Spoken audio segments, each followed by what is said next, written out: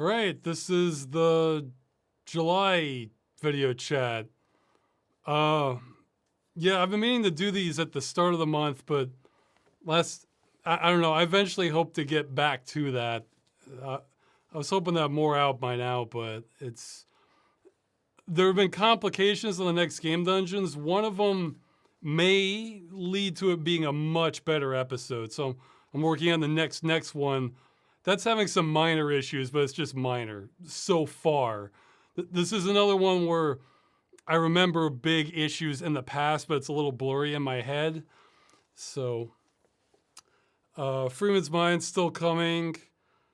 The Dead Game News episode set me back a little bit, but oh yeah, and I think like within an hour after I posted that on the last Dead Game News episode, I think someone figured out why this event got so much more media coverage than the other one. Is because on all those past shutdowns, those also removed DLC, those also removed online features, but it didn't say that on Steam. It's just that Ubisoft did it and that was that. So this is the same sort of thing, except now on Steam it says that, and that likely got a lot more attention. And I can hear some minor drilling, though this mic is relatively good at isolating it, so hopefully it won't be an issue. I'm just gonna keep going if the neighbor's drilling, though. Yeah, I can definitely hear them. If you don't hear it, great. If not, I mean, if you do, it'll stop eventually. Someone's saying, did that include single-player DLC in the past? I'd have to check. There's so many on that. See, there's like 90 items on that list, so I think it did. Like, it definitely included full games. Yeah, it sounds like somebody's trying to break in through the back wall right now in here, but the mic's pointed down, actually, so hopefully or downward towards me. So hopefully it won't get it.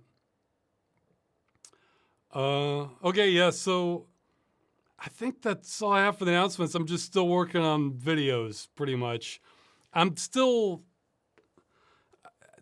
that last Dead Game News episode was kind of educational in terms of like time allocation as far as figuring out like what takes up the most time.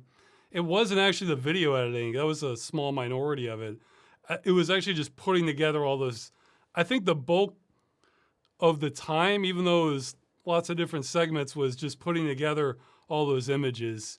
Like that one where I showed the physical games that have been killed.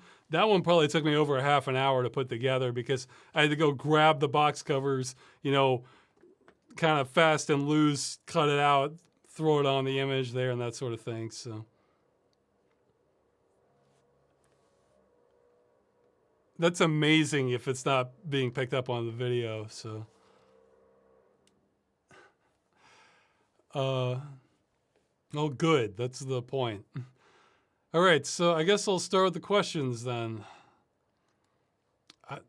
Who knows? Maybe I'll jinx myself and think I might be able to get through this one faster than usual. So, yeah, and the first question is telling me to just arrange the comments by top instead of best. I guess it doesn't really matter, but top is probably better because then if one's more controversial, it's probably better for that to happen while I'm a little more fresh in my mind than later on in the chat. Yeah, this time I'm leaving my door open a crack to have more air come into the room. I was kind of getting distorted by the end of the last one. Okay, so. And the next question is part of what prompted me to make that Dead Game News episode. I really wasn't going to make one because I was like, well, this is just like all those other shutdowns I can't keep up with. But, yeah, somebody wants to know how, but beneath that, somebody wants to know how the Games as a Service video call to action is progressing. Yeah, I was confused on one from a few months ago during the chat, but I'm putting all my eggs in one basket pretty much with France. I figure if I can't make any progress in France, I can't do it anywhere. I was going to mention this in the Games as a Service follow-up video, but I can mention it here too. Until I see further evidence, I'm more or less, I have multiple reasons for this, but I'm more. Boy, that drilling's loud. I'm more or less. I can't see a legal path to victory within the United States. It's not that there's no legal argument to be made, but there was one YouTuber. I think YouTuber Law. He was talking about. He was talking about a little bit different line of argument than what I was going after specifically. However, I think he made a really valid point in that the courts in the U.S. are very likely not interested in hearing this argument. So in other words, even if you have like a bulletproof case that these are, the crux of the argument is that regardless of what's being said in the terms of service, they're selling these under perpetual licenses, and then they're basically removing that, and that would run afoul of some sort of consumer law. So in other words, let me make this totally clear. In the United States, you are never going to make any progress on game preservation if you go solely by what is under the terms of service. They are written that way to favor the corporation. They are not legal documents. What those do is make it so that you probably can't sue them, like under civil law. I mean, but so you have to go with laws that precede that. So, which in this case would be consumer law. Yeah, if you're just looking at the term of service, you're never going to win. Period. Like that's just. However, what YouTuber Law seemed to be implying is that the courts are not even going to want to hear the consumer law side of it. Whereas in France, there was a ruling, even though I feel like the aim was kind of misguided, like in the consumer's favor for resale of digital games, which that's not my horse that I'm backing. But the point is, the argument was basically identical to what I was making in the games as a services fraud video. It's just it was being used for different purposes. So I need to really push more on that to try to get them to say, like, hey, this should include, not destroying your game also. And yeah, it's under appeal right now against Valve for that. But again, I think that aim is misguided, but whatever, I'll piggyback on it. So, but yeah, for the U.S., I thought long and hard about it. Actually, yeah, the next question is dealing with this too. He's asking, like, what can people do? I see so if the courts don't want to hear the cases, that's a checkmate move. Because then it doesn't matter if you're on the right side of the law. If the court doesn't want to hear it, that's checkmate. I mean, then there's no legal path through the judicial system. Which, I was thinking, and if you go through legislative, well, one, I don't see them caring about that, but two, I would think major software bodies like the ESA or big companies like Ubisoft, Electronic Arts, they might have some lobbying influence. In which case, you just would have no chance, unless somebody wealthy wanted to back lobbyists.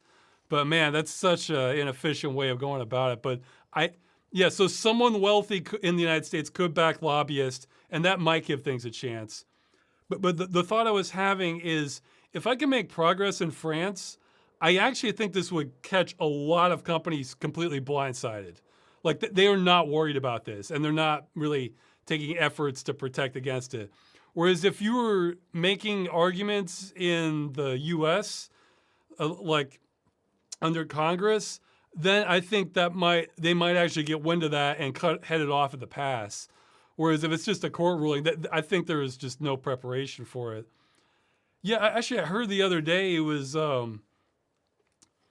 when there was activist movements to try to make seatbelts in cars mandatory. During that time, like General Motors and other automobile industries didn't even have a lobbying effort for that sort of thing. So it's like that's why progress was able to be made. Now it's like you're just outgunned 6 ways to Sunday on this sort of thing. So I was thinking the only two paths I could see would be massive protest, but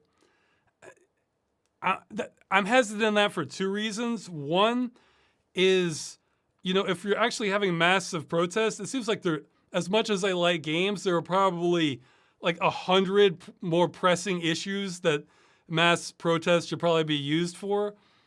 And two, by all means, weigh in on this. I was trying to think of the last time massive protest in America made a big difference on national policy. And I think the last example I can think of would be protests against the Vietnam War. So it's been a while. And so that means the odds there are very poor, in my opinion. Yeah, and I say France. I don't think France. I mean, if that's what I'm doing. Don't let me slow you down in any way imaginable. I think there is a lot of potential in other European countries that I'm just less familiar with, like maybe Germany, Spain, Sweden.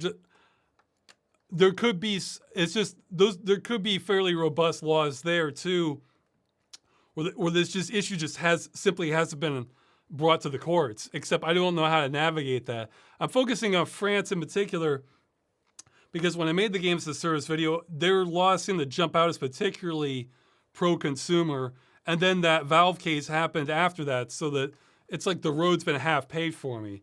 Australia is another country that might have a real chance going by consumer law. So it's just that the U.S., man, I just can't see a path to victory, really. Unless like a multimillionaire wanted to start lobbying for it. That's literally like the only path to victory, or else mass protest. But then mass protest, you're saying protesting has transitioned to lobbying, more effective. Well, maybe they're saying thinking of Mothers Against Drunk Driving. Yeah, but then it's like, then it becomes like a money thing, and that I'm the wrong person to head anything with that direction, being able to like fund lobbying groups. Look, I meant every word I said in the Begathon video. So if you're wondering where I am with money, that just covers everything. I tried to make that as future-proof as I could when I made that video. I'm absolutely the wrong person to do. Plus, I'm pretty cynical on that sort of thing where it's like on one hand, I could see that having a chance. On the other hand, like there's no way I could ask people to like donate money to a long shot where it could easily be intercepted for some sort of grift also. Like it seems like that's just the wrong way to go about it, even if that might be literally the only option in the U.S. So, I'd rather just have law enforcement, and if the courts decide no, that there are no laws that protect this, well, then I kind of consider that game over on a legal front, and then we drift more towards the Dream Software side of things. Oh yeah, that's another announcement I have, even though probably like 5 people care about it besides me. I saw this, I made a Twitter post on it. I saw this software, it's called Citysynth, all one word, where it looks damn close to what I'm trying to get in the Dream software, where they basically just filmed the car driving through a city, and I'm pretty sure it was just like the video footage, not like 3D mapped laser input data, that sort of thing. And they fed it through AI, and it generated a model, and it looked damn good. And then they ran it through some other enhancement stuff in Unreal Engine to kind of fill in some of the gaps a little bit, and that made it look even better. And I think they were kind of contemplating maybe bringing this into the Unreal Engine as like an official feature, maybe down the road, which would just be utterly amazing because that would make it more mainstream, which would get more people involved with it. Like, Oh man, I was like just almost jumping out of my seat seeing that thing. And then, of course, once it's in Unreal, then like the VR implementation can be just automatic. So I am I am really interested in that one. So yeah, so it sounds like I'm lucky in that this is happening completely independent of me, kind of trying to push for it. That's great. I don't care if the Dream software comes here. I'm thrilled because so that yeah, and of course one of the big things I would want to aim it at would be games that would be in danger of dying. Because fine, let's rip the entire damn maps to all these games. Uh, so at least, yeah, oh yeah, that's the other thing. If it was an Unreal, then you might have like the mod shop or plugins emerging for it to go alongside it, like, oh, add traffic to your game, to your ripped maps, or pedestrians, and then stuff that works alongside it. So it sounds like that it could be coming a reality. Of course, that won't do anything on a legal front. I mean, this would all have to be underground, but like the tools could be legal.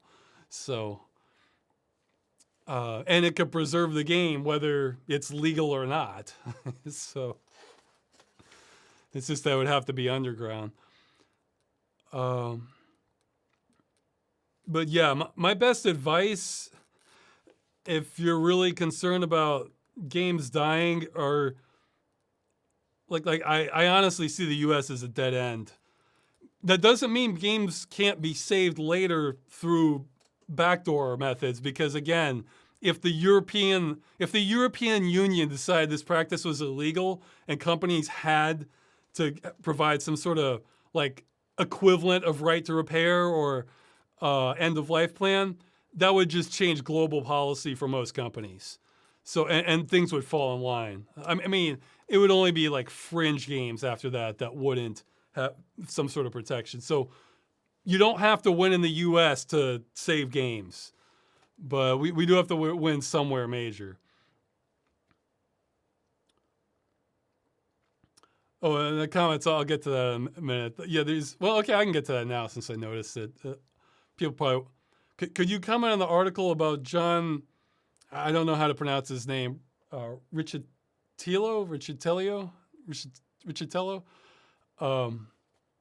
who's the current CEO of Unity, and he was saying that devs who push back against monetization are complete idiots. I recognized his name because that came up when I did the Battleforge episode, and I knew he was. I can't remember if he was at the time the CEO of Electronic Arts, but for sure he had been a former one. And it's like nothing changed with him. Yeah, that's really burning their PR right now for the Unity engine. I hope they, hopefully they're smart enough to go into full damage control, but probably not. I was thinking, it kind of reminds me of the metaverse by Facebook, I guess Meta now, that like I see what they're trying to do, but it's like almost all coverage of the metaverse has been like from like a financial angle, like, oh, you're going to be able to monetize this. It's like there's no bait to bring in customers, because normally what smart companies that want to dominate the market have done in the past is they'll make a great product, but they'll have hooks in there for the monetization to kind of lure people in. So that way, yeah, they're going to monetize the hell out of it and turn it into a shakedown, but they're going to have something really appealing about it to bring people into it. And with the metaverse, is sort of just, I'm not seeing that. It's like they're appealing to a niche of a niche market as it is, and they're trying to monetize it so hard that it seems like the only people interested in it are the kind of hustler types, and there's not really the marks to bring in there because it's too niche oriented, and there's not like a really compelling reason to go in there if you have zero interest in buying and selling things. And what I'm thinking is, I think people like the CEO of Unity, like I think maybe their brain, this is like an alien concept for them.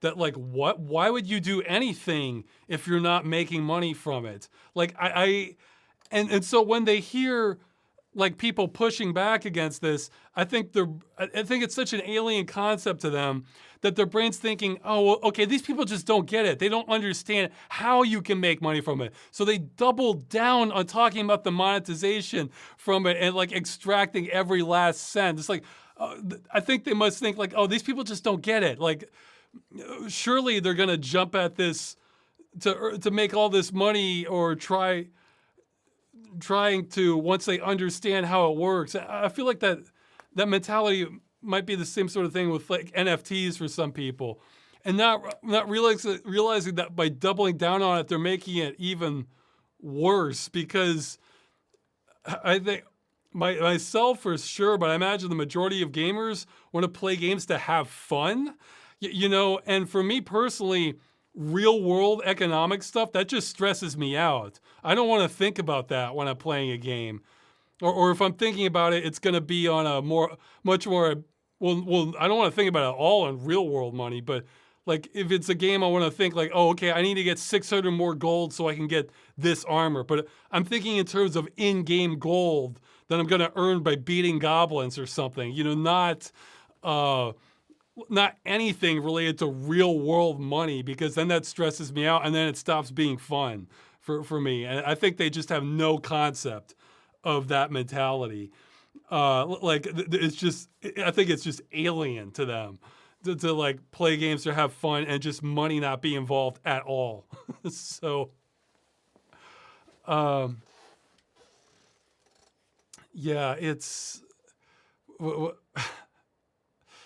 trying to and I imagine a lot of developers feel a similar way. You know, they probably, I mean, not all of them, but I mean, on one hand, they want to pay the bills, but you know, if if you make a great game and you have and can get it marketed right, that can be a very profitable thing. You know, I mean, marketing is very important. I mean, that doesn't mean you have to buy tons of ads necessarily, but it means you might need to get your game in the hands of like a demographic that's going to enjoy your game. So if you're making a strategy one, you might want to find out who all the biggest strategy YouTubers are, that sort of thing, or post in Reddit channels that are focused on strategy.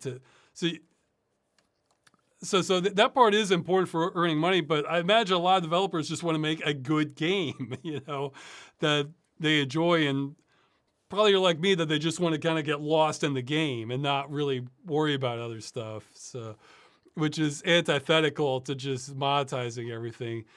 I mean, I'm sure there are some people who want to have both, but I think I heard that even if you are interested in that, I think I heard a statement when somebody was saying that, like, let's get real. Even if you are monetizing this, it's going to follow the same patterns that all others do, and that you're basically going to have an organized cartel trying to dominate the market, and the little guys are just going to get absolutely nothing, like or fraction of a cent for their item. But I am so not interested in that angle of things. I mean, if I'm not against people pursuing it, but that's not the kind of game I'm going to be interested in. You know, I'm not. Yeah, I mean, if I'm juggling finances and games, it's all not real and not connected to real money. You know, it's like maybe a management sim. I have to get more tax income from the virtual residents so I can build the castle, or something like that. You know, so it's still abstract enough that you're not thinking about real world money. But yeah, I get the feeling that's what. Yeah, and I think he made a statement earlier, the CEO of Unity, that it was out of context. And a friend of mine actually went and sent me the link where he said it in full context, and the full context is even more damning. It suggests this mentality that if you're not hustling every minute of every day, like you're wasting your life, or you're, you know, you're not living up to your full potential. And like, yeah, I guess some people think like that, but the thing is, I can appreciate that on some level, but certainly not on his level, because like if you're really strapped for cash, it can be kind of a survival mechanism to think like that. Like to think like, how am I going to squeeze together this amount of cash so I can make bills this month and be making rent this month? And it's like, okay, right now I'm like 20% over where I need to be, but this is a temporary thing. And then next week I'm going to be under. How do I bring up that app? So I can understand where it can consume like your life thinking about that, because again, it can be a raw survival technique.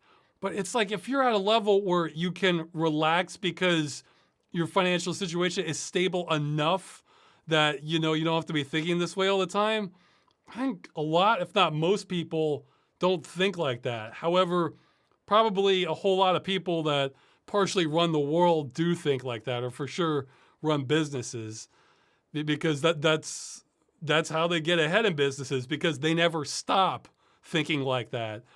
Whereas like I would get, that's not where life satisfaction comes from for me. Yeah, in fact, I mentioned earlier how it can, that's why I don't look at the stats much at all on my YouTube channels, because, okay, I'm staying above water, with the finances. I'd rather just focus on making the video as good as I can get it reasonably for an insane amount of time, because I care about that. I figure the audience cares about that, and like that doesn't stress me in the same way. So sometimes trying to cram too much in too short a time, that could stress me, but like just quality control doesn't stress me. That's just like, I see this as something I have to do. Let's see, oh yeah, that's what I was gonna say. I think there have been some studies, but yeah, let's say the constant hustle mentality, or maximizing your income at all times. If that's not something that personally drives you, which again I think is probably most people, I've read that at impoverished levels, you literally can be dumber, because your brain is devoting, like your IQ literally goes down, because your brain is devoting so much energy towards survival and just focusing on all these little things that you have to be on top of, managing every last expense you do to the cent, being a few steps ahead, planning like what supplies you're going to have, and like what meals you can cook, and are you going to have time, incredible time management. All that stuff is just this massive brain drain, trying to get through your daily life, that trying to think about things that are like kind of more intellectual pursuits, or just, just solving things like more like, or advanced math, or, pattern recognition, or whatever they have on IQ tests. You'll do worse because your brain's exhausted just from living day to day. So this is kind of, if that's not part of your personality already, then it's just totally antithetical to being something people want, I mean, not everyone. Some people do enjoy wheeling and dealing and real money. I'm just not one of them. So I think most gamers aren't either. They want, gamers are going to enjoy different types of games. So one person is going to really love, like, again, a Dark Souls game, or a Total War Warhammer, or another one's going to like something much more casual like Mario, or so there's going to be different styles of games, but it's still I guess this is a different genre of game, and even though it's just that it spills over into the real world, and not everybody wants that genre. Okay, Ross, if you were to get pulled into your favorite video game universe, what is the first thing you would do? Well, I don't really have a great answer, because I'm not even sure what my favorite video game universe would be. There'd be several to choose from, but two answers came to mind pretty quickly. First would just be to just explore it, to see more of it. Like I wasn't kidding in the cave world episode, that like if I had been living in that village, I would have found those ancient ruins within a month. tops. Not even trying to. Like, if I was trying to, I'd probably find it within under a week, just a few days. Because, like, everywhere I've lived, I've just tried to kind of explore a local radius of where I am just to see everything that's there. So, I would imagine it would be the same in another game universe. And I guess the second thing that would probably come to mind is, like, immediate survival. So, water and food source. Hopefully that wouldn't be too much of an issue, but if I'm coming into an alternate universe, that could be a problem, you know, like, yeah, like, that was definitely where my mind was at for the first episode of Freeman's Mind too. For the, you know, because they just drop him in there, no context, no money, no ID or anything. I did like that line that I put in there. It says, "I'm surprised he didn't send me here naked," I mean, because that's about the only thing that could have made this worse, as far as him being prepared for entering City 17. So, well, they kind of have that in the Terminator movies. You know, every Terminator arrival always ends up being awkward in some way because they're just set back without social context, naked, and they have to immediately get supplies. So it's, I imagine there could be at least some of that going on with, somebody say, hey, they gave him a crowbar. They gave him a crowbar after he'd been shot at by the police. I mean, it's, yeah, and almost got sent directly into prison, or, you know, a holding facility where they probably would transfer him to prison. So Freeman had some lucky breaks there. Yeah, in fact, they did catch him with Metro Police, and then Alex just shows up as a Deus Ex Machina there. So, okay. Any games you would like to see a remake of just to improve the UI without changing anything else? Yeah, I had to stop and think about it, and I realized my number one pick it's happening. System Shock. Because the original UI to System Shock is not kind for the modern age. I mean, they did their best they could for the time, but, you know, that's something where we've figured out more things. I imagine there might be some others, but I'm drawing a blank on which ones. Let's see, did I write down? Maybe not. I think that for sure. Oh yeah, Realms of the Haunting for sure. That was another one where it could kind of use some help. Oh yeah, where's Ross giving these questions from? I'm posting it in the chat. I usually make an announcement on Twitter and on the website about a week ahead of time, so people can submit them and they vote on which ones go to the top. I used to just take it all live, but what I found was it was kind of hard to keep up, and plus this led to better quality questions. So, like, there was more variety because people could kind of vote on it rather than just kind of picking it at random. I usually try to take live ones at the end, so to kind of give a bit of a balance. But okay, so keep moving on.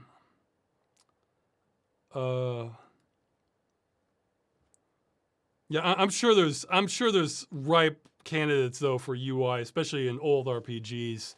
Like those could get pretty complex and messy, or just have the giant HUDs. Let's see. Was there a game at first you hated or disliked, then stopped playing for years, then came back to find that your opinion of it changed in the opposite direction? I don't think there's any that I hated and then my opinion changed. But there's a few that, like, I liked it, but then something kind of threw me off, or it was like a bit of a hurdle, and then I eventually came back and finished it, and then I liked it a lot. Well, the big one was Fallout. I've tried basically to play Fallout like maybe 2 or 3 times before I finally played through it, just because I hated the turn-based combat. But I liked the entire rest of it. So it was just kind of like, oh, I want to play it, but oh, I don't. I want to play, So one to a lesser degree was Gothic.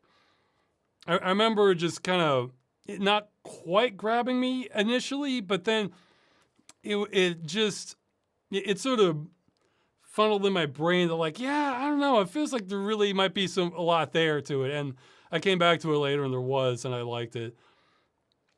The Gothic was pretty good in that it gives you a pretty good taste of the world like right away. I mean, as soon as you clear that hill, you're seeing a lot of the world.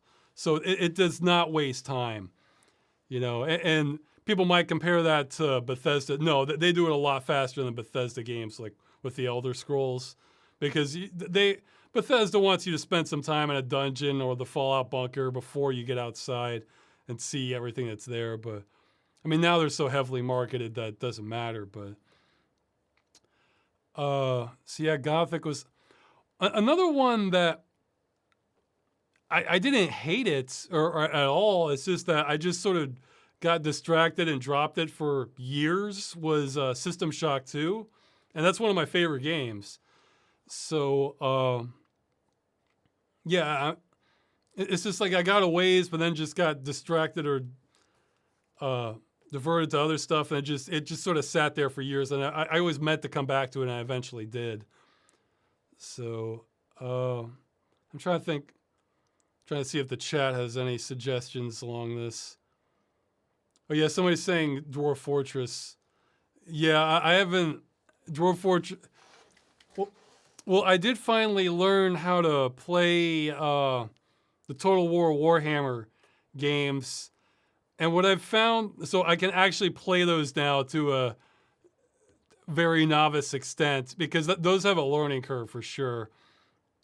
And what I found is, while I absolutely love every minute of the aesthetics, I didn't really like the gameplay that much, even though I can tell it's very competent and well polished and everything. It's just the feedback from the battles, it felt different from, I'm sure it's more realistic for like, despite being a fantasy game, for just kind of like that open field kind of combat, but yeah, actually, maybe that's it. But compared to stuff that follows like the more traditional, I guess it goes all the way back to Dune 2, but like the sort of StarCraft model where things are a little more responsive, or Supreme Commander. Like I don't know, it just didn't click with me quite the same way as this. Maybe because the kills are more immediate in all this stuff, whereas you kind of have to whittle down the squads in the Total War Warhammer. But yeah, the overwhelming feeling I get from that game is I'm thinking, man, I really wish this was like a kind of slightly different game or like an RPG or something. Because again, I all the aesthetics, I just love it. I mean, it's great. I mean, I love seeing like the fleshed out maps that they have and everything, but it's some that just didn't quite click with me. But Total War, but at least now I've played enough of it to make an educated, for me, decision on the game. That's not quite my thing. There's a few games like that where EVE Online is one where I have no aspirations of playing EVE Online normally, but I want, part of me wants to learn enough of the game so that I can kind of just tour all the neat places to see, like all the stations I can access or any space anomalies, that sort of thing. And that's all I would probably do with it.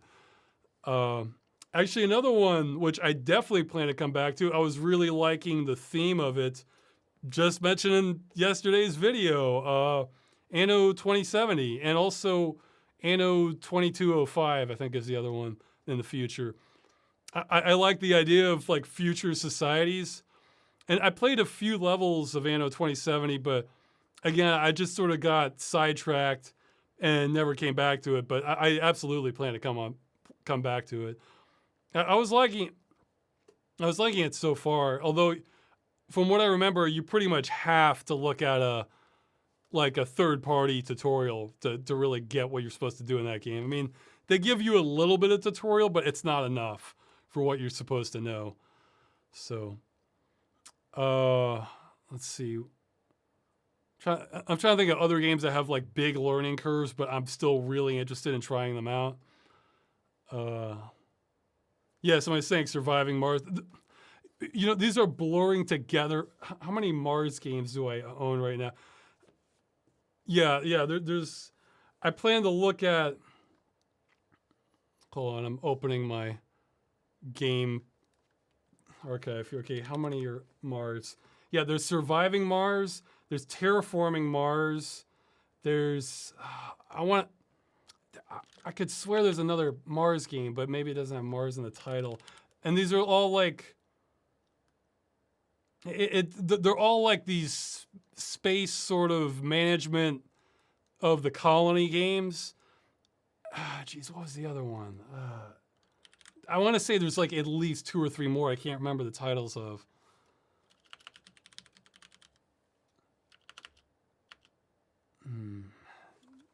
Maybe I can check under strategy. That would.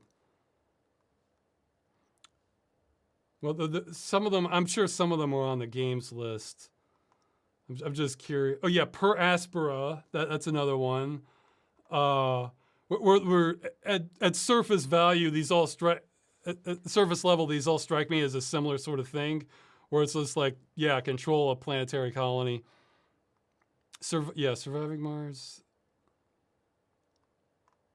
Well, yeah, this one's, yeah, the one's a little different. Avon Colony. That one's not really Mars, but it's same ballpark. It could be once I get into the game and see how it works that I find that some of these are very different from the other.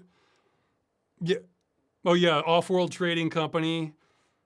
That's another one. Like, so yeah, like those are all ones that like I just kind of have to be in the right state of mind to sort of like throw myself at the learning curve and just learn really how to play this game and before I can really evaluate it. Some of those games I can kind of put off a long time, but I'm interested in all of them. So I'm interested in playing enough of them to see if I'm into it or not. I played one, yeah, somebody's mentioned Subterrane. That's on my archive here too. Yeah, here's one, Ground Control 2 Operation Exodus. That one might be more of a normal RTS though. Yeah. Startopia, that's another one. That's an older one. So yeah, but yeah, I have been feeling a little bit more like strategy games lately, so I might see if I can get into more of that. Or strategy / management games, if I like the theme. Yeah, I'm trying to think of some other games with like big learning curves, but they look awesome. Yeah, well, I'll have to. No, those are some answers for now, but yeah, okay. Somebody's saying Ground Control is real-time tactics. Yeah, this kind of blurs together for me, and I don't always know just from looking. Like on my personal game collection is it's organized a lot like the games list on the website. So I just have a screenshot and just these broad categories. So I threw all these under strategy because they're strategy of sorts, you know. So it's like that. Let's see. Okay, yeah, so you can do more questions. Oh yeah. Can you recommend any weird, spooky, or mysterious movies that are relatively gore and jump scare free? And they say that they like The Lighthouse, 1922. I haven't seen 1922. The Lodgers, I'm not sure if I've seen that one or not. Signs, The Village, The Others, The Invitation, VHS, Vivarium, and Resolution. I think I saw The Invitation. I'm not sure. I've seen those others, though. I kind of remember The Others being kind of jump scary, but I think it's been a long time since I've seen that. Is that the one with Nicole Kidman? Yeah, it's been a long time since I've seen that.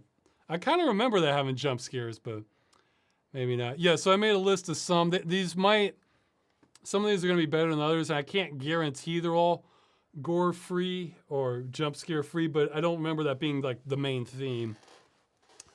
We mentioned Vivarium. One that reminded me of is The Box. I think I mentioned that in the Bip Bop episode. That one's pretty good. Yeah, if you like Vivarium, you'll probably like The Box. Let's see. Oh yeah, for the kind of like this psychological, mysterious. One that came to mind was Session 9, but that one's real good. That one gets real creepy, but it's much more about like kind of building and not a gore fest or anything. Well, a classic one. Actually, a lot of Hitchcock. Rear Window. That's one that kind of builds, but it's lighter in tone, especially compared to a lot of modern stuff. The Birds, also another classic by Hitchcock. That has that kind of vibe to it, where it kind of gradually builds. For a murder mystery that gets kind of tense and suspenseful. Yeah, that may not be exactly what he was asking for, but mentioning anyway, Charade. That's an old one with Cary Grant, Audrey Hepburn. That one's real solid. Okay, I can't remember how. I don't think it was too gory. I can't remember how it is on jump scares, but it definitely got above average for creepy, in my opinion. Insidious. That one's worth watching. Let's see. I don't remember much gore. I kind of remembered it just being sort of okay, but Fear with, what was it, Mark Wahlberg in it. Here's another one. I think it has like a gory scene or two, but I don't think it was the main focus. I could be wrong on this though, but I remember it being creepy.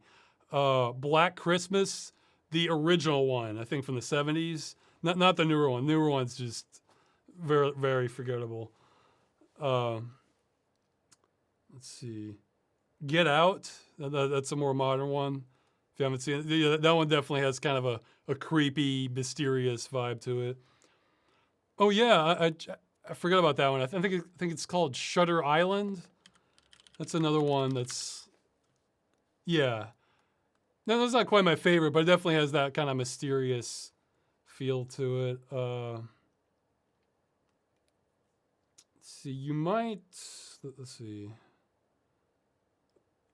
Again, don't remember the gore or jump scares, but It Follows. That one's pretty creepy and kind of mysterious. Yeah, the chat's, the chat can chime in also while I'm going through these. Yeah, Flatliners. That's one for sure. And it's been forever since I've seen it, but Jacob's Ladder is another one. Now this one does have gore, but it's just, you can kind of skip those parts and you're not missing the best parts of the movie. Probably one of my all-time favorite horror movies, The Shining. I mean, that is definitely a slow burn, mysterious, very creepy movie. I mean, if you look up any best horror movies or scary movies ever, it's gonna come up towards the top, and a lot of them. So, let's see. This one does get gory, but again, you can kind of skip those parts if you want. More modern one, Midsummer. It's spelled Sommar. That one gets kind of a creepy vibe going to it. It definitely builds. So when they say they feel they're the only one who doesn't like The Shining, well, it depends if you like scary movies, or slow burn ones. If you don't, then yeah, and then it probably wouldn't appeal to you. But it's oh yeah, and I mean, it's not the best movie ever. It has a couple gore scenes, but you can skip those. It's definitely mysterious, and people may just, think less of me for recommending it. But Blair Witch 2, the person who created, who was hired to create a sequel to the Blair Witch Project. He was a documentary maker. And I think maybe to sort of spite the studios, he wanted to go the exact opposite direction and make it like a normal movie and not like another faux documentary. So there's definitely a mystery element to it in it. So it's not bad.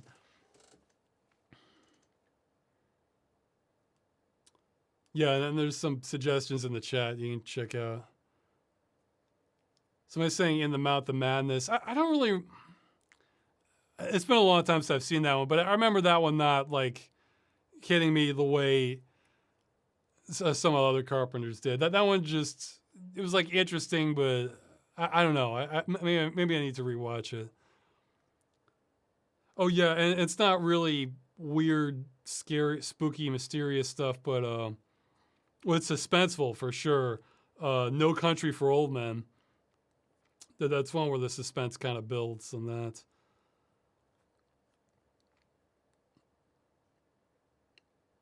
Okay, well, actually, since they're mentioning weird and spooky, this one isn't that. Well, yeah, it gets kind of mysterious too. The Cabin in the Woods. That one's fun to watch. It does have gore, but again, you can skip through some of it. It's well, that should give you enough to go on. Oh yeah, somebody's mentioning The Color Out of Space. Yeah, that one definitely has that. Though that one might get more gory than you want. There's more than a few gory scenes in that one. So, but yeah, that does qualify for sure.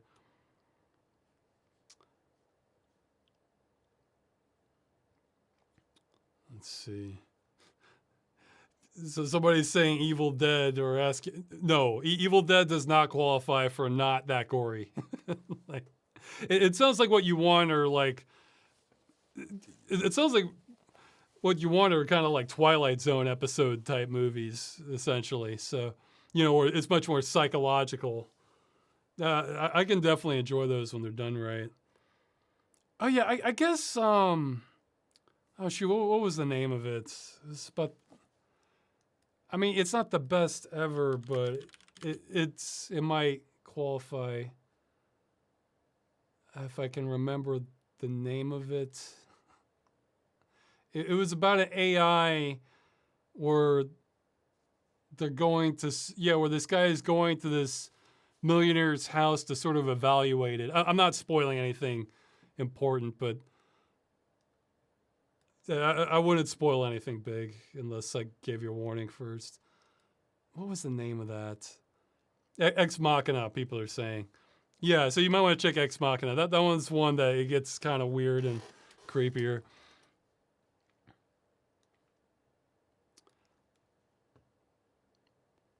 Yeah, no, it's not Upgrade. Upgrade's very gory.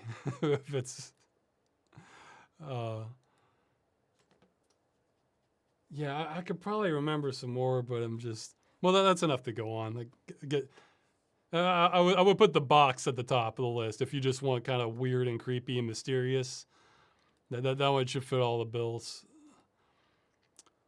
Okay, and I lost my place. Hold on.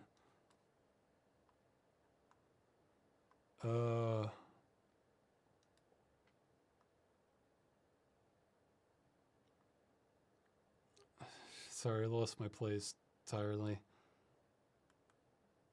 I can tell you what, I'll just pick a question and start working my way up until I figure out where I was. What would you say your favorite games of the decade for each decade you've been alive? Oh, I didn't see this one. Oh, shoot, sorry. It would take me forever to figure it out. I can maybe... Yeah, I'll have to go... that would take me like a good 20 or 30 minutes to get like a list I'm like halfway comfortable with. Sorry, I didn't notice this one earlier. Otherwise, I would have done it. Okay, yeah. Are there any accents, voices you find particularly nice or wish you had naturally? Well, I'm not crazy about my own voice, but I don't know what necessarily would fit me better. But I'll just say one of my favorite voices that I've heard that I just like how it sounds would be Simon Templeman, the voice of Kane from the Legacy of Kane series. It just, everything he says sounds great. Like, to me, it just comes out so well in that. So yeah, I like how his voice sounds. It's fantastic. That's a British accent, but even you can say British accent, but there's different regions of the UK where they're going to be very different, and I don't know the specifics of those. So I'm sure probably someone in the chat could nail it down. Who's, see, somebody saying James McCaffrey. I'm trying to remember who he is.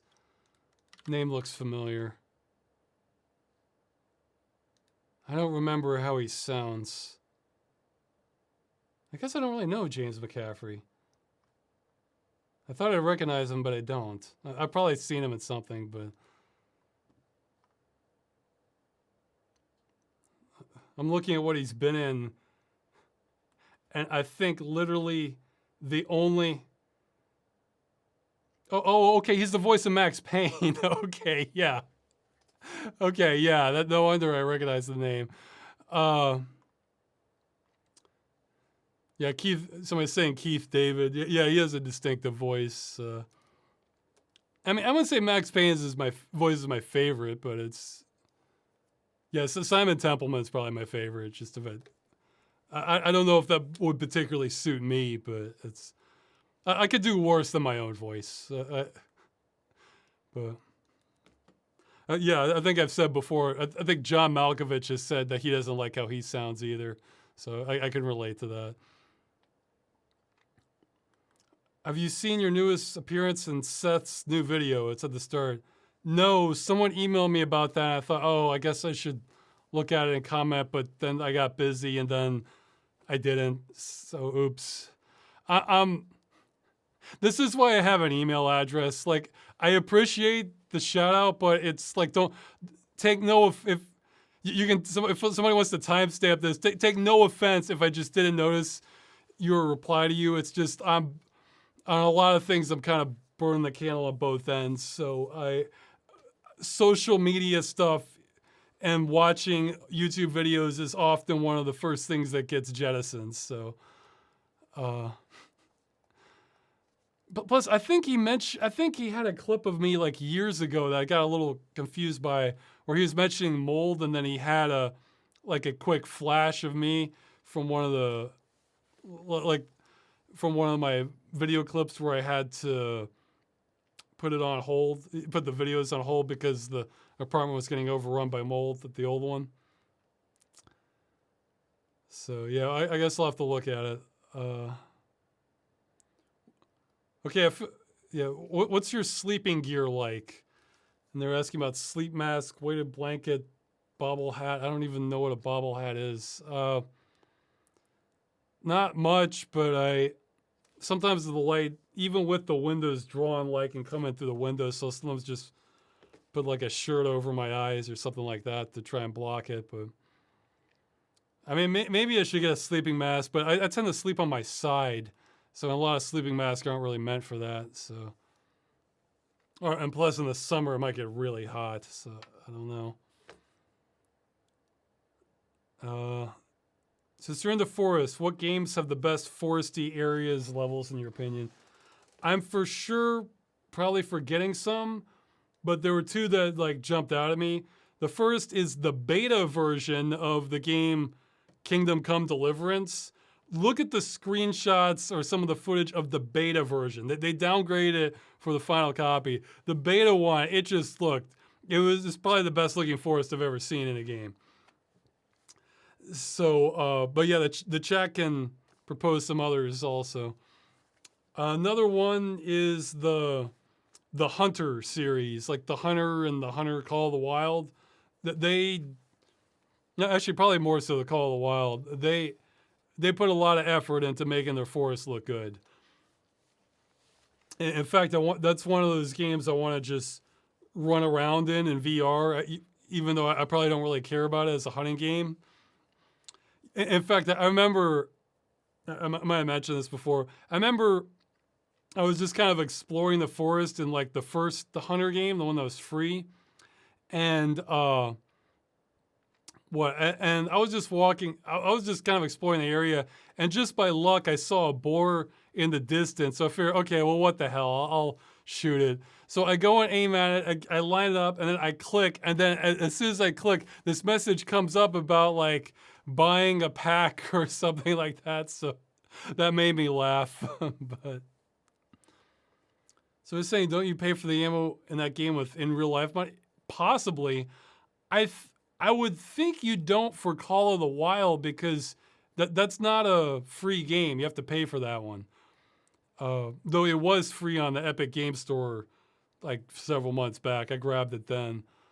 But yeah, the forests look good in that.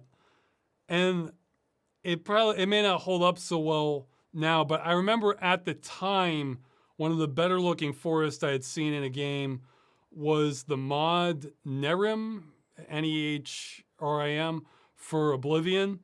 And it has way thicker and bigger forests than Oblivion does. So I like, they were trying, I remember. And I remember it certainly was making the video card chug more. But I haven't seen any that like really, well, again, so there's two aspects to forest. There's ones that look a little more realistic, and then there's ones that can be like the most scenic. And it's not that those two are incompatible. It's just that sometimes those aren't always the same sort of thing, where, you're walking along and you might have like a waterfall and like giant tree canopy covering like the path that you're on, or like vines all over the place. That sort of, like, there's certain types of forests that can look much more scenic, whereas some can look totally realistic, but they might not be the nicest looking forest you can have. But I'm sure I'm probably forgetting a lot. Again, I'm kind of behind on a lot of newer and more demanding games, which is more likely where good forests are going to show up. So, okay, somebody's saying Horizon Zero Dawn. Maybe if somebody could put a screenshot in the chat. I have not seen a screenshot of that game that impressed me with the forest. So, I mean, the graphics look fine, but it's like, if we're talking about like impressive forests, I haven't seen a screenshot of that game that did that. But maybe that just wasn't shown. They're saying the Frozen Wild. Okay, the Frozen Wilds expansion. Okay, maybe I haven't seen that. So I was saying Red Dead Redemption 2's snowy areas are good. I can believe that. The trailer had pretty impressive looking forest. Somebody's saying Rising Storm Vietnam. Okay. For dense jungle. I haven't played that one. So it's saying Viet Cong games have dense forests. That's one I might get into. So it's saying, what about the forest?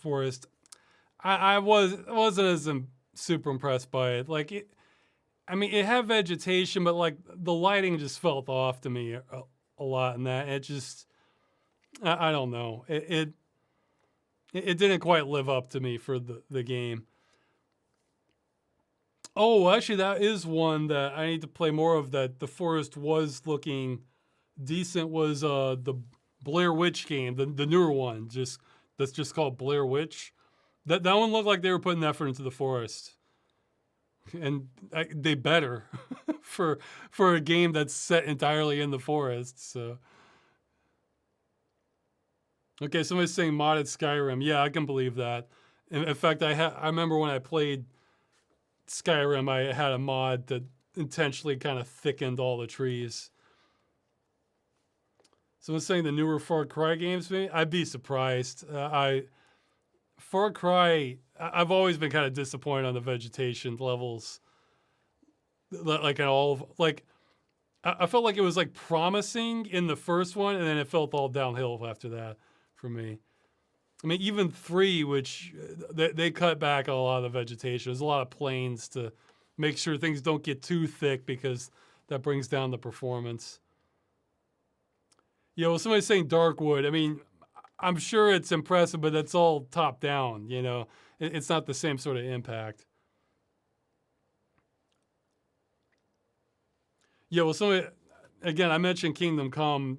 the person saying they're from Germany. Compare Kingdom Come release to the beta.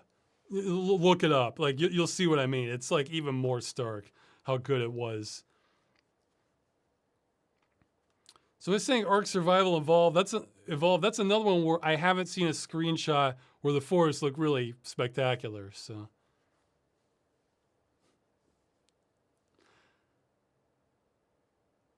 it's saying Hunt Showdown. It could be that one's and I haven't played The Witcher 2, so I can't comment on that one. Okay, so more questions. Somebody's saying, just wanted to bring up the recent lawsuit that's threatening the Internet Archive, and I'll paste the link in the chat that they have here. I was not aware of that. How do you think this will affect media and the Internet in general? It certainly won't be good. I mean, that takes us to a step closer to 1984 if the history is erased, you know? I needed that just even as recent as the Division episode, because I knew that article was there talking about the leak, and then I couldn't find it. So it was no longer on the site. So I had to pull up the Wayback Machine. I pulled it up for like the Halloween Sampler episode also. I pulled it up for multiple episodes. So it's, yeah, like we're kind of living a science fiction story where preservation of media is increasingly becoming more illegal. So that's why I'm like micro focused on games, because I feel like that's something I at least have a chance of influencing. Like anything bigger than that, it's like it's too big for me to sway anything. If somebody's asking, why do you think that is? Okay.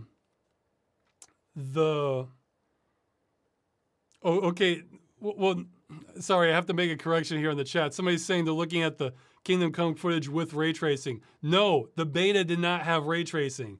I'm pretty sure this was before RTX cards were even on the market. It was just CryEngine at just max settings.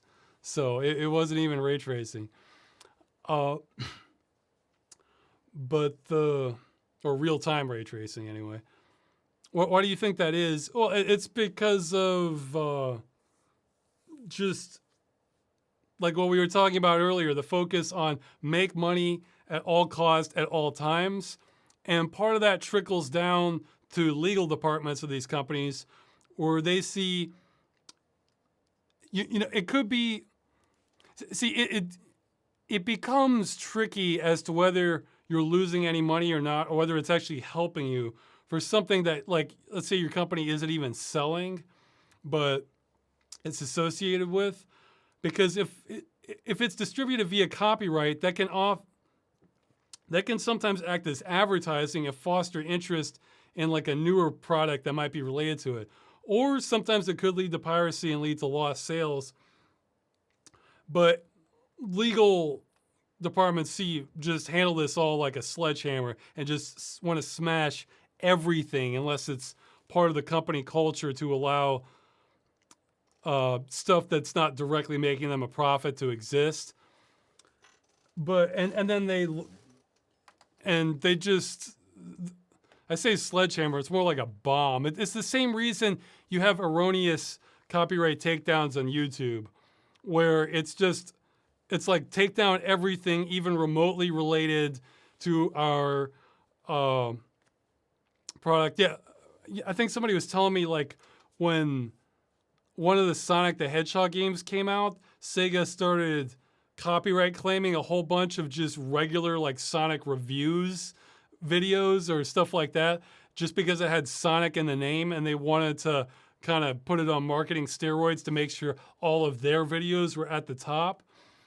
And so it can be stuff like that, or yeah, like what with a good example of this was a Games Workshop recently with Warhammer, where they're trying to promote this, like, I don't even know what it's called, like Warhammer Plus or something, where they're going to have these Warhammer shows that they've paid for, but there's been fan projects of Warhammer animations or just people talking about like the lore or something.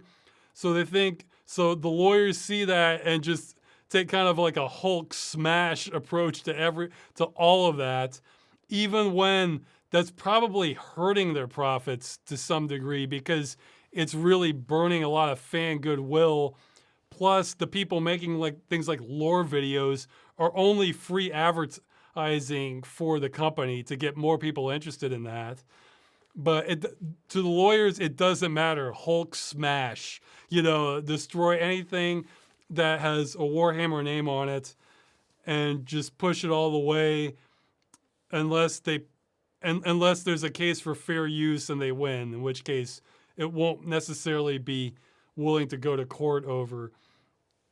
So I imagine with the Internet Archive, because it's copied something copyrighted somewhere, even if that might not even be for sale anymore, some lawyer saw it somewhere, and they'll press lawsuits against them, and because they preserve so much, they're likely to trip over multiple companies' toes in doing this. So the lawyers see that as an existential threat and just want to destroy all of it, even though it's incredibly useful for a whole lot of people. So it's, that's the mentality. That's the age. Like I said, we're living in basically a science fiction story where preservation of media is increasingly becoming illegal. So that's the best way to put it.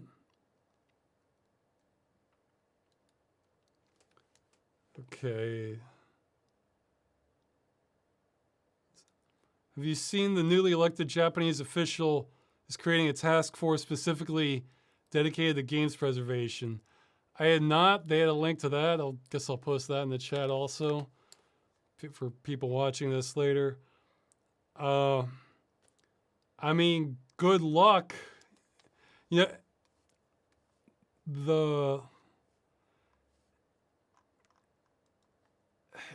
mean, mixed thoughts on it, because on one hand, it depends like what kind of preservation, because if it's something where actually Japan might have more sane laws in this than the US.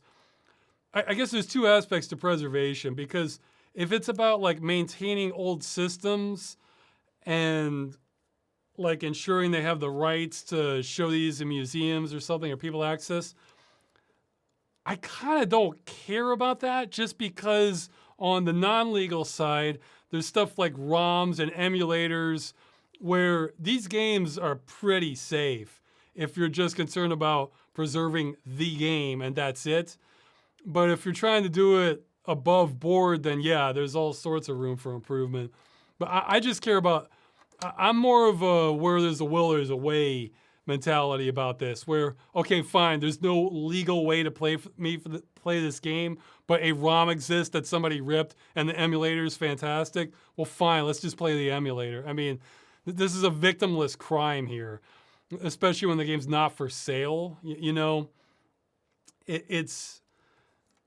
But if he really is trying to preserve games across the board, and that would include games as a service, then that could potentially be the best possible news for this sort of thing. But that's another thing I left out of the video yesterday's was, the thing is, like with the buy physical, the thing is, over a long enough time span, even that doesn't really protect you, because then you're relying on the hardware, and anything with like moving parts or even electronics to some degree just can be burned out by heat over time, or other things like they eventually break down, and it's like the longer you tie that to physical media, the more just the wear of time is gonna have an impact on it. So even if you have like a working disc and a working console, eventually the console is going to wear down and it can be harder and harder to replace the parts.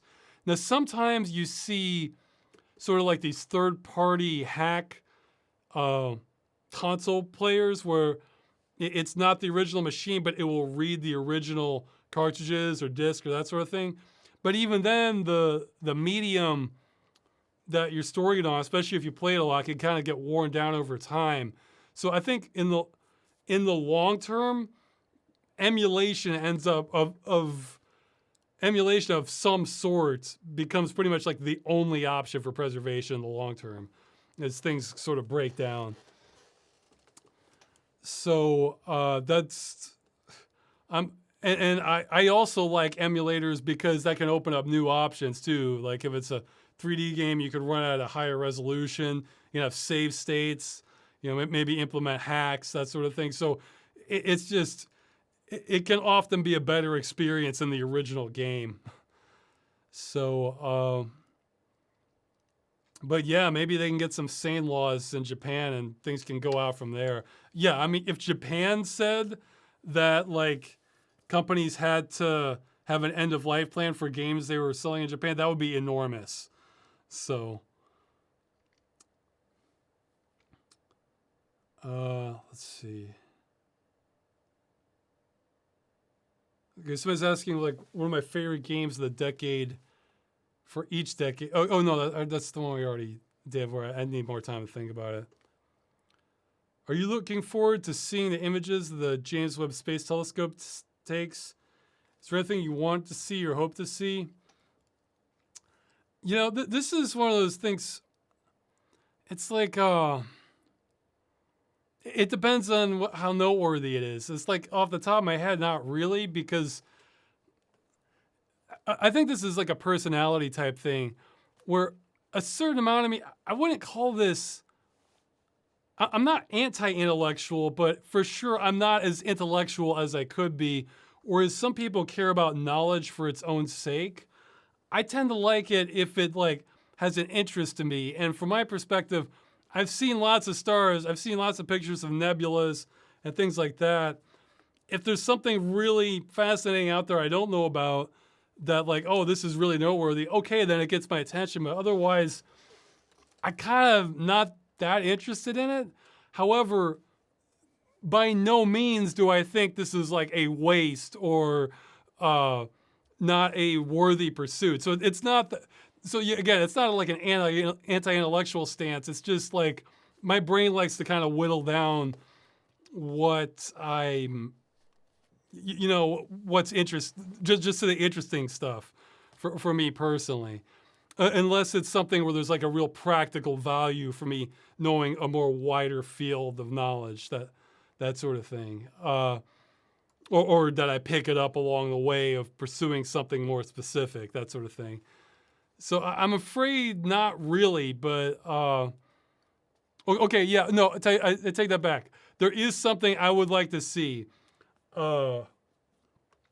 If we can get like even halfway decent resolution pictures of what are they called? Exoplanets, ones that I think that's the right term. I'm checking here. Okay, not just exoplanets, but ones that like could potentially sustain life or something like the chemical it's like the right distance from the sun from their star for the size and looks like it has an atmosphere, that sort of thing. So yeah, I would like to see pictures of exoplanets. Yeah, somebody's saying something like aliens or yeah, obviously any sign of extraterrestrial life, I'd be very interested in that, but I wouldn't hold your breath on that part, Far more likely to see a bunch of stars and nebulas, like that sort of thing. But yeah, my mentality is like for me personally, of course, I want people who are interested in that to just dive in as deep as they possibly can and learn more about the universe for us, So it's like, I of course see the value of that. It's just that me personally, it's like, it can kind of,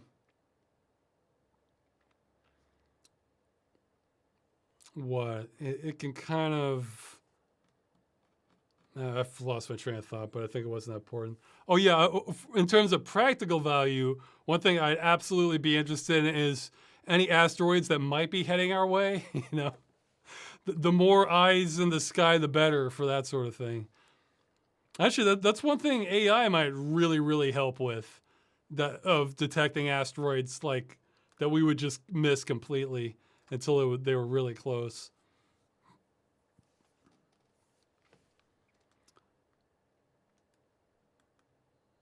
But yeah, I think there has to be a word for it, that of like that person way of thinking, because it's not anti-intellectual, but it's also a true intellectual would want to know like all significant knowledge, whereas I'm not like that. I like to kind of hone in on the stuff I personally find cool, so, or interesting and that sort of thing. And the thing is, I think both my parents are kind of not like that, not like me either. That they tend to be. Well, it's not necessarily utilitarian. Because utilitarian is on the practical. I might be interested in something that's completely not practical, but I think it's hilarious or really fascinating or interesting. I think my parents are both more intellectuals than I am, because they tend to appreciate more knowledge for its own sake. But okay, so more questions. What bands do you think your portrayal of Freeman would be into? I have no idea. The chat can suggest stuff. Have you ever gone to the Polish mountains like L Mountains or Karkonosze? No, I haven't. We haven't been really too far to the south. Magda's been pretty gun shy about traveling or going to places since the pandemic started, so I'm just kind of seeing even more of the radius around me. In fact, I might get a bicycle again soon, so I can kind of expand my radius. But yeah, actually, the thing, I've kind of mixed feelings of that too, because again, like I go to the forest almost every day now where I am. I'm lucky enough to be close enough I can just go to there for exercise. But the thing about forest is, like, for me, part of me just wants that, and like on a semi-frequent basis, but it's not like another forest is so remarkable it's like worth traveling halfway across the country to see it versus a nearby one for me. So I kind of do appreciate the utilitarian aspect of that. I'd rather just kind of live near a forest I'm going to all the time than like kind of visit one that, even if it might be more spectacular. Oh, somebody's saying luckiest man alive. Well, if it makes you feel better, that's only this apartment that I've been able to do that at. The past, all the others I've lived at Poland were, or at some other places in the USA, I did not have easy forest access at all. In fact, I was really craving it. That's one of the reasons I got this one. But for this apartment, I feel like I finally rolled a 20. It's in D&D terms for what I got, because it was affordable. There was enough space for it. It was at the top of the building, so it wasn't going to be disturbing neighbors from recording. It had forest access, close enough to a grocery. So I remember, like, I remember when I first saw it and said I wanted it, that thinking, you know what, I bet something's going to go wrong. Like, it's too good this time. So I finally got lucky. So for what it's worth, the past 3 or 4 apartments I was not so lucky on with Forest. It's just we had to get something before time ran out. Let's see. When was the last time you had short hair? Why you decided to grow it long? How much you be willing to get paid to get a buzz cut? Well, last time I had short hair, I guess, geez, it was probably mid-2000s or something, when I was taking a criminal justice degree more seriously about possibly going down that road, because long hair wouldn't have been an option for that. I grow it longer because I like how I look better with it longer. That's pretty much it. And my wife likes it also, so you know, her opinion probably matters even more than mine at this point. So, how much should be willing to get paid to get a buzz cut? Life-changing amount of money. How about that? Like, I mean, it's not that I'm like so incredibly attached to it, I wouldn't do it for others, but it's just I like how I look better with longer hair. So, same for the beard. No, I don't like how I look clean shaven. Let's see.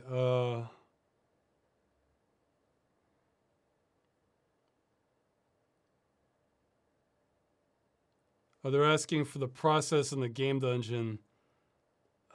Jeez, I don't know.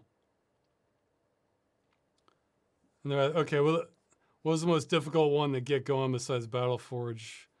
Just any of the real long ones, sir. I've been asked this several times, and like there are multiple ones that are very difficult. I'm trying to think though. I'd have to like look at a list of all of them.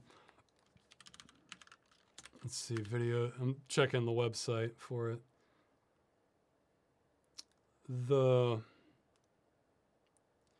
Probably ones where I was. Well, actually, the cave story one. That one. I remember there were multiple points where I was worried that like I wasn't even going to be able to finish the game. Though that's happened a few times. That happened recently. Mage Knight Apocalypse. Though at least that was at the end of the game when I thought that was going to happen. So I was able to handle that. Like the worst to be, yeah, with Martian Gothic, that ended up being an issue. That like, I had to kind of cheat on that one to show the ending because it just broke down. Let's see, here's some others. Yeah, actually Phantasmagoria 2 to a degree because the technical issues, and also that was one that was like there was so much I wanted to show in that one that I knew was going to be a huge one that I kind of wanted to like live up to it. But so yeah, that was the one I held off. That was the reason I held off on Phantasmagoria for so long. Let's see. I think I remember being a little concerned if I was going to finish Captain Zap. Yeah, Armed and Delirious. That was I was concerned about the technical errors, and if I was running into stuff that even the walkthrough didn't cover. Realms of the Haunting. That one took me forever to finally get going on that because of the keyboard aiming. I did not like keyboard aiming, and even then, I sort of got the mouse aiming working, but it was it was a process. Yeah, Deus Ex is another one to get off the ground because it's like. I wasn't sure exactly what I wanted to say about it or arrange it to do it justice. That sort of thing. Well, that's a good sampling. Okay.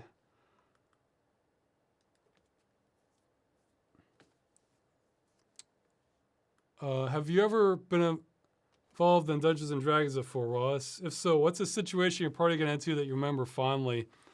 I kind of want to save the best ones for their own videos. They're so good. Like so some of the, I mean, I never put it like this. I won't be surprised if nothing I ever makes go viral, but some of these ideas I think have potential to go viral. They were so good. But to give you a tamer one example, the one that I liked, where we were going downstream to visit like some tribal elders or something. And it was like in this jungle environment. And along the way, like the local tribes people not only decided to start shooting blow darts at us while we're navigating the rapids on this stream, like in our canoe or raft or whatever, but then several of them ran out to boats to come board us and fight us in addition to that. And then also there were a couple alligators that were just matching our speed behind us. Like they weren't aggressive, but it's like they were just waiting. And then like, so we have all these attacks and the DM kept making us do like navigation checks with agility to see if we could steer the boat against the rapids.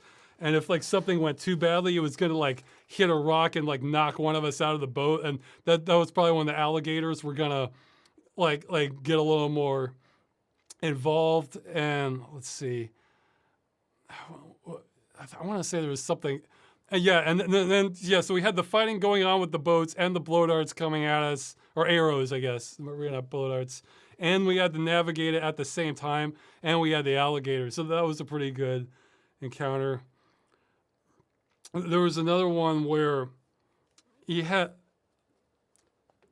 were pretending to be brainwashed by some evil organization. I forget what it was, but and we got deep into the layer, but eventually the cover got let go and a fight broke out. But he had a giant gorilla, kind of a King Kong thing going on, and occasionally it would like reach its arm into the window area of where we were in like some sort of lab or something like that, and we all had to do like, again, agility checks to kind of make a dive for it, get out of the way.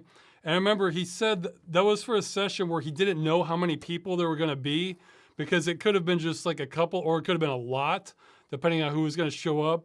So he said his plan was that like if more people had showed up, then he was going to have the giant gorilla be a little more proactive with the arm grabbing and like trying to grab people and smash them against the wall, that sort of thing. So,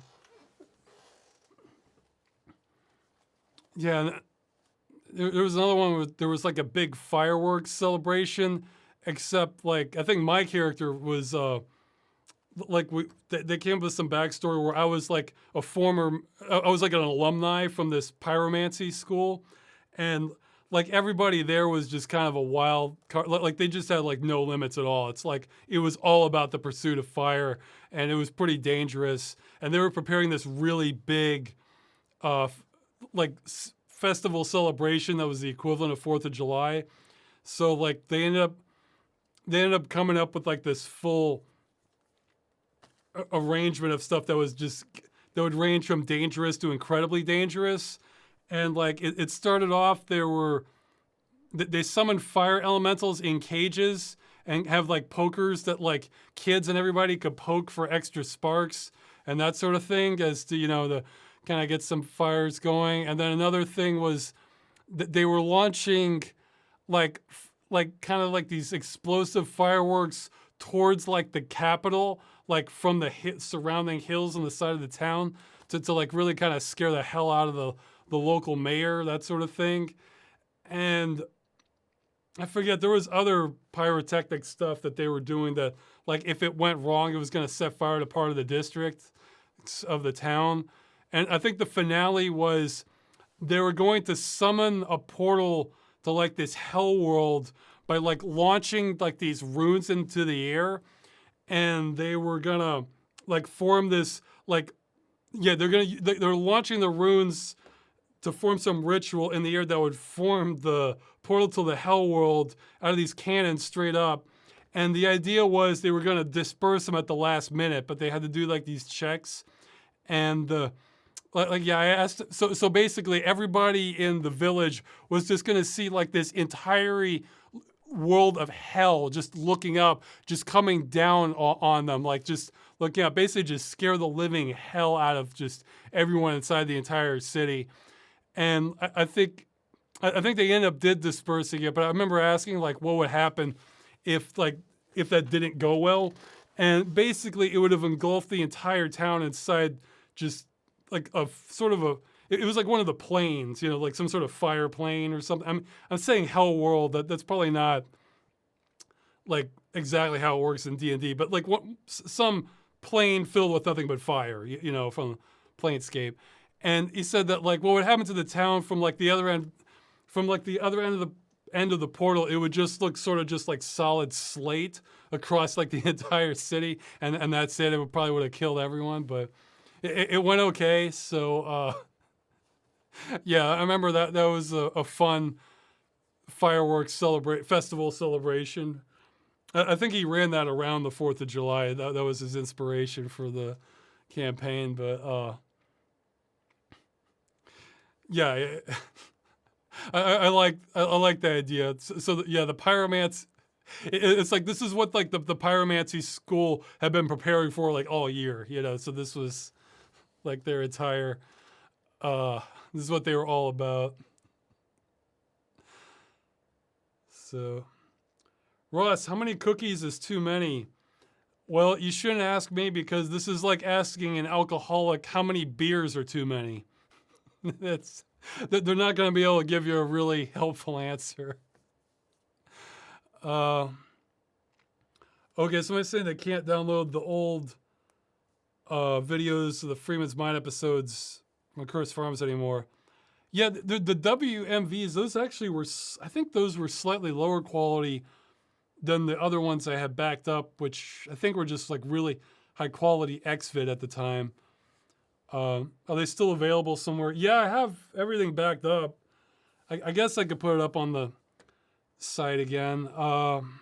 Yeah, I think we lost those when I stopped having the hosting for the website and had to switch to a different system for security purposes. But you're asking, could they be re-rendered in HD? No, I don't have enough of the files for that. I mean, maybe AI upscaling will be good enough in the future. I think somebody emailed me about that. I need to respond to them, but it's kind of a, my brain's always torn on this because on one hand, of course, I want people to like have the highest quality copies if they want them.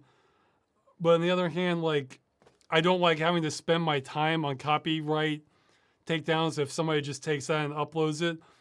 And now on the other hand, I could just re-upload the higher quality versions myself, but then it's like, well, it seems kind of cheap to like spam the channel with that. So maybe there's, to me, it's like in my mind, there's like no perfect answer. So if anybody has an idea of the best way to, maybe I'll wait until AI upscaling gets a little bit better for this sort of thing so I could run it on the older copy so that it like just remarkably looks better. So I think for some things it's there, some things it's not with AI. But yeah, I have the highest quality copies that I could fit within a sane amount of space at the time. So it was kind of overkill with, it's still lossy, but it was kind of, some of the civil protection stuff I actually do have lossless, but it was at the resolution at the time. I think the early episodes were like 800 by 4. They were like upper end DVD quality at the time, the original resolution. It's like a little bit higher than what you see on YouTube. So, Ross, just create a torrent. Yeah, I guess I could, but like that's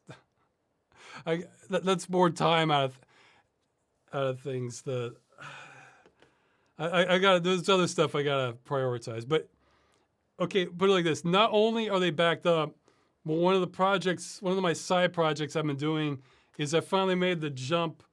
I bought a Blu-ray burner, that can handle Millennium discs. These are the ones that are advertised as lasting 1,000 years. I'm not really worried about that. However, somebody did do a test where they left it outside for like 6 or 9 months, exposed to like rain, hail, sun. It was fine after that. So these are sort of my paranoia options, and I can get about 23 gigs a disc on them. So I'm backing up all of Freeman's Mind on there. I'm going to back up Civil Protection, back up Game Dungeon on all of that.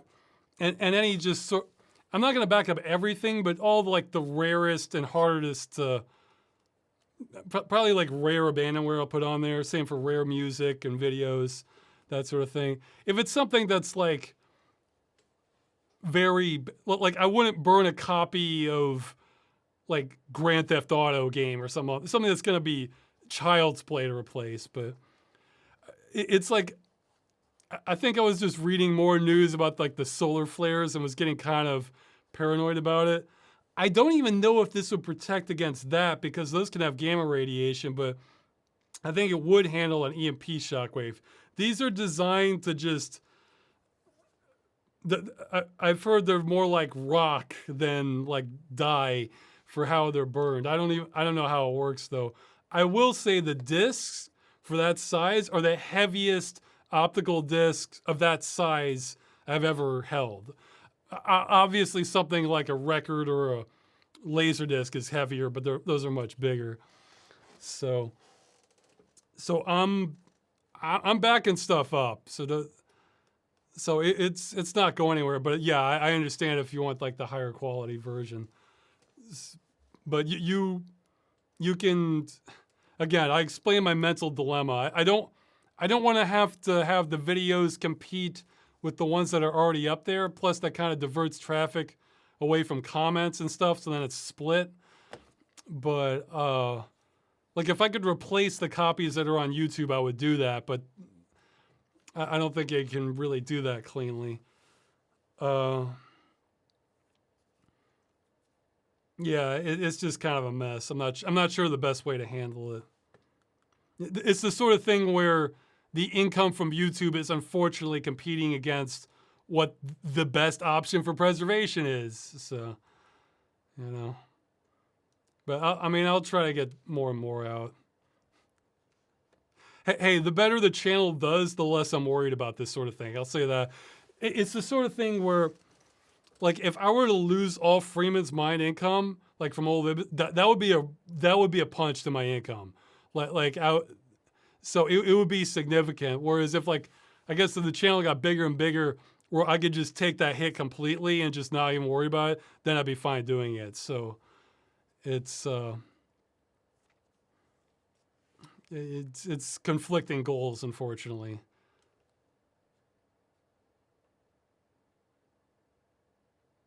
I didn't see this question. If you were transported back to medieval times like Ash from Army of Darkness, how do you think you would fare? What would be your plan? Probably fare poorly because language barrier would be pretty significant, and you get back to the, like, how are you gonna survive problem?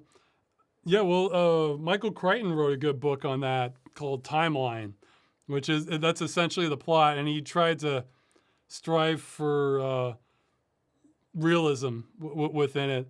They made a movie, but it's not as good as the book. The book is better.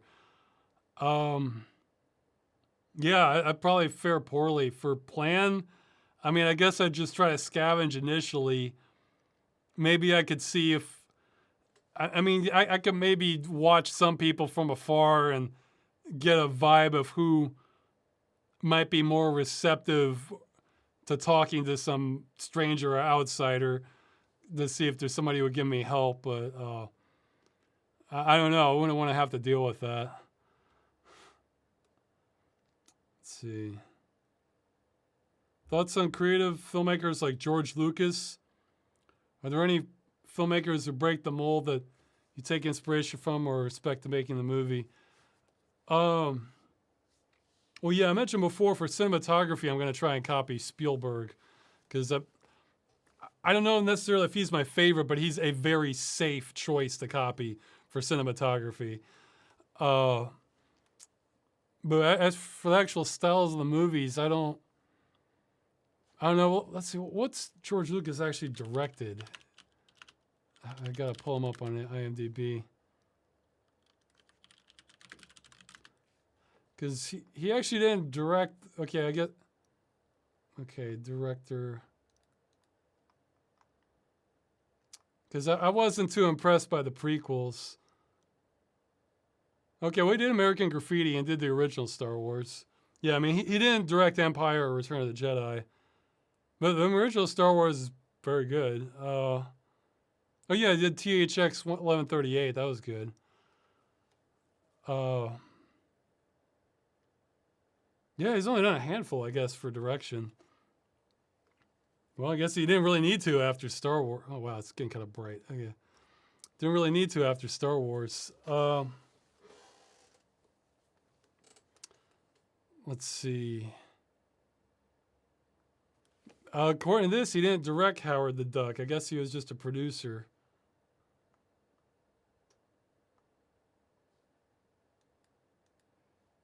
Yeah, but yeah, you know, I'm not as familiar with as many different directors as I probably should be with names. I just tend to kind of remember moments, movies I like, or things I notice. Like some movies will stand out to me, and then I'll find out the director.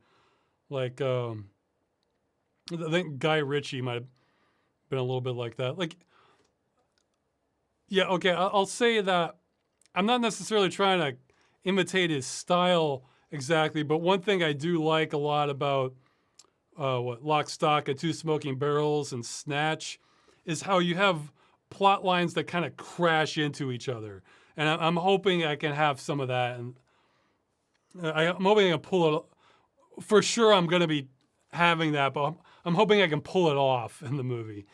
Because I'm a fan of that sort of thing, where actually Shakespeare had that sort of thing too, where there's multiple plot lines going on that just kind of form this thing as a whole. I love that aspect of it. Let's see. When it comes to spicy things, where do your limits lie? I mean, I can handle normal spicy. I just sort of like kind of spicy or medium, because if it gets any hotter than that, it's like I almost don't even taste the food. It's just burning my mouth. My dad's a fire eater, though. He's like he likes to go for as spicy as possible. He has to get to basically kind of Central Asian cooking before it's like starts getting a little too hot for him. You know, stuff that they're making near the equator, you know, like Malaysia or India, or like the really, really hot stuff. Although what's ironic is I have to wonder if this is connected to him literally having no sense of smell. Yeah, my smell is like a bloodhound, so naturally, my dad was born with literally no sense of smell. So maybe that kind of adds to the appeal for him. But I like spicy food. It's just like if it's so spicy that like I have just tears coming down my eyes and like I'm like constantly thinking about like wanting to neutralize it, then it's not really an enjoyable thing for me, because then I'm like, the food could taste wonderful, but I'm not really noticing it at that point. So,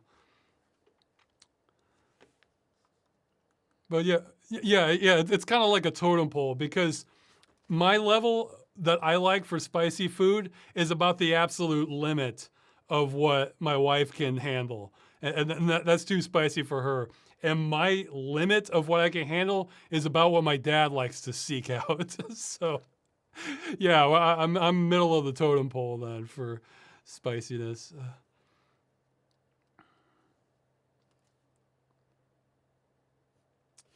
Okay, someone's asking what would be a good place to start with video editing. Just have an idea of what you want to make and find a free video editor and try to start making it. Or you could watch some guides if you want. I mean, with a lot of my videos, like my intuition just kind of steers the ship on a lot of things.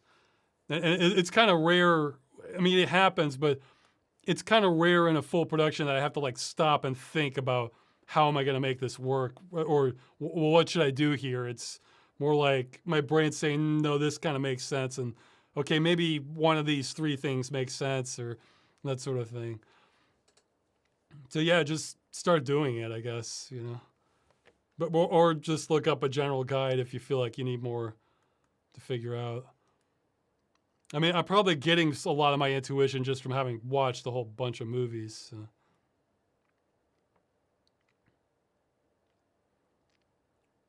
Yeah, okay, this person's talking about reverse engineering PlayStation 2 exclusives, and they're talking about Jak and Daxter. It's adding features such as subtitles, ultra widescreen support. Yeah, I think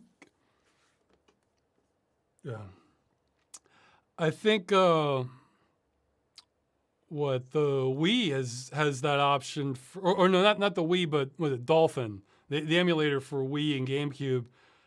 I was saying there's options. You can run hacks to get like these games that are meant for like a 4:3 aspect ratio at 30 frames a second, running at 60 frames a second, and I've seen ultra wide on it. Actually, I saw an article recently. I can post this in the description, or maybe I'll post the trailer for it.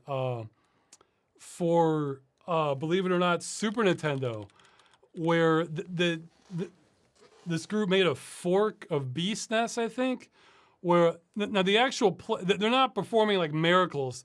The actual playable area is still 4x3, but they did a really seamless job of extending like all the background layers so that it looks good. And they showed samples of it, and I was really impressed. And so you can run Super Nintendo games in ultra wide now if you want, and it'll look pretty good. There's going to be issues like some things that are coming in off screen. It's really going to come in like at the center of the 4x3 area, but I guess it depends on your tolerance, that sort of thing. But I was thinking it would make me want to revisit some Super Nintendo games like that. I find that even more impressive than 3D, because 3D, it's just a matter of, well, it depends on how it's coded, but it can often be a matter of just getting the field of view higher and telling it render it past this point. But sometimes, especially console games, they can be really aggressive with the optimizations, so that there's going to be all kinds of artifacts on the sides if you try to extend it, that they have to kind of undo that, essentially, and kind of tell it, no, render all of this, don't cut it off here for speed purposes. But yeah, I'm all for that. It's like I said earlier, emulators can make it a better experience than even the original. So let's see. Here in Sweden, electricity prices have exploded because Germany is buying everything up. Is that also going on in your local area, Poland? Not that I've noticed so far. My electric bill gets like tacked on to my rent. So, and the rent this last month was like the lowest it's been maybe for the year. Though that's usually the case during this time of the day anyway because of heating. I think we have kind of like this shared system with heating where they kind of average it across the apartments. So you pay collectively. Like I was raised to almost never use heating because it was expensive, but my wife does not do that. But in her room, it's relatively cozy, so I don't think it drives up the bills too much. So either there's a lag time on it, or it hasn't hit Poland yet. Though it has hit Poland, there's been the devaluation of the currency. Like the zloty is like 5-1 now for 5 zloty versus $1. And yeah, I checked the other day, the euro hit 1-1 with the dollar. I haven't heard of that before. So it seems like the current geopolitical economics is definitely having an impact. Who knows where that it's going to take us? Yeah, interesting times ahead with that. It's a mess. It's a mess on many layers. Let's say that. Did you ever have problems with sleep? Well, if I eat the wrong food, yes. Like actually, sometimes if I eat a lot of like white flour, if I have like a lot of pizza, when I go to sleep, like 4 hours later, I'm up and my body just wants to stay up.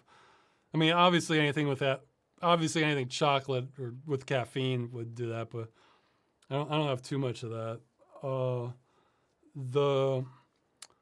Let's see. Yeah, if I'm really stressed, that can keep me up. Like, yes, sometimes when I'm working on the videos, I'll be really tired, but I can't sleep because I was like too stressed about hitting a deadline. I wouldn't be able to sleep. I guess the other thing is I'm generally kind of a light sleeper, which I don't like. So sometimes if like a noise wakes me up, I can sometimes have trouble going back to sleep.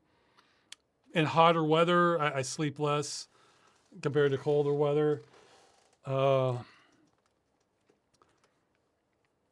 But yeah, or in the past when I was having a lot of sugar, that can kind of throw me off too. but I've been pretty good about that lately. But yeah, I mean, but I also exercise every day too, so that probably gives me an advantage for sleeping also. But yeah, it's mostly just either food or stress related or noise that if I'm having issues with sleep.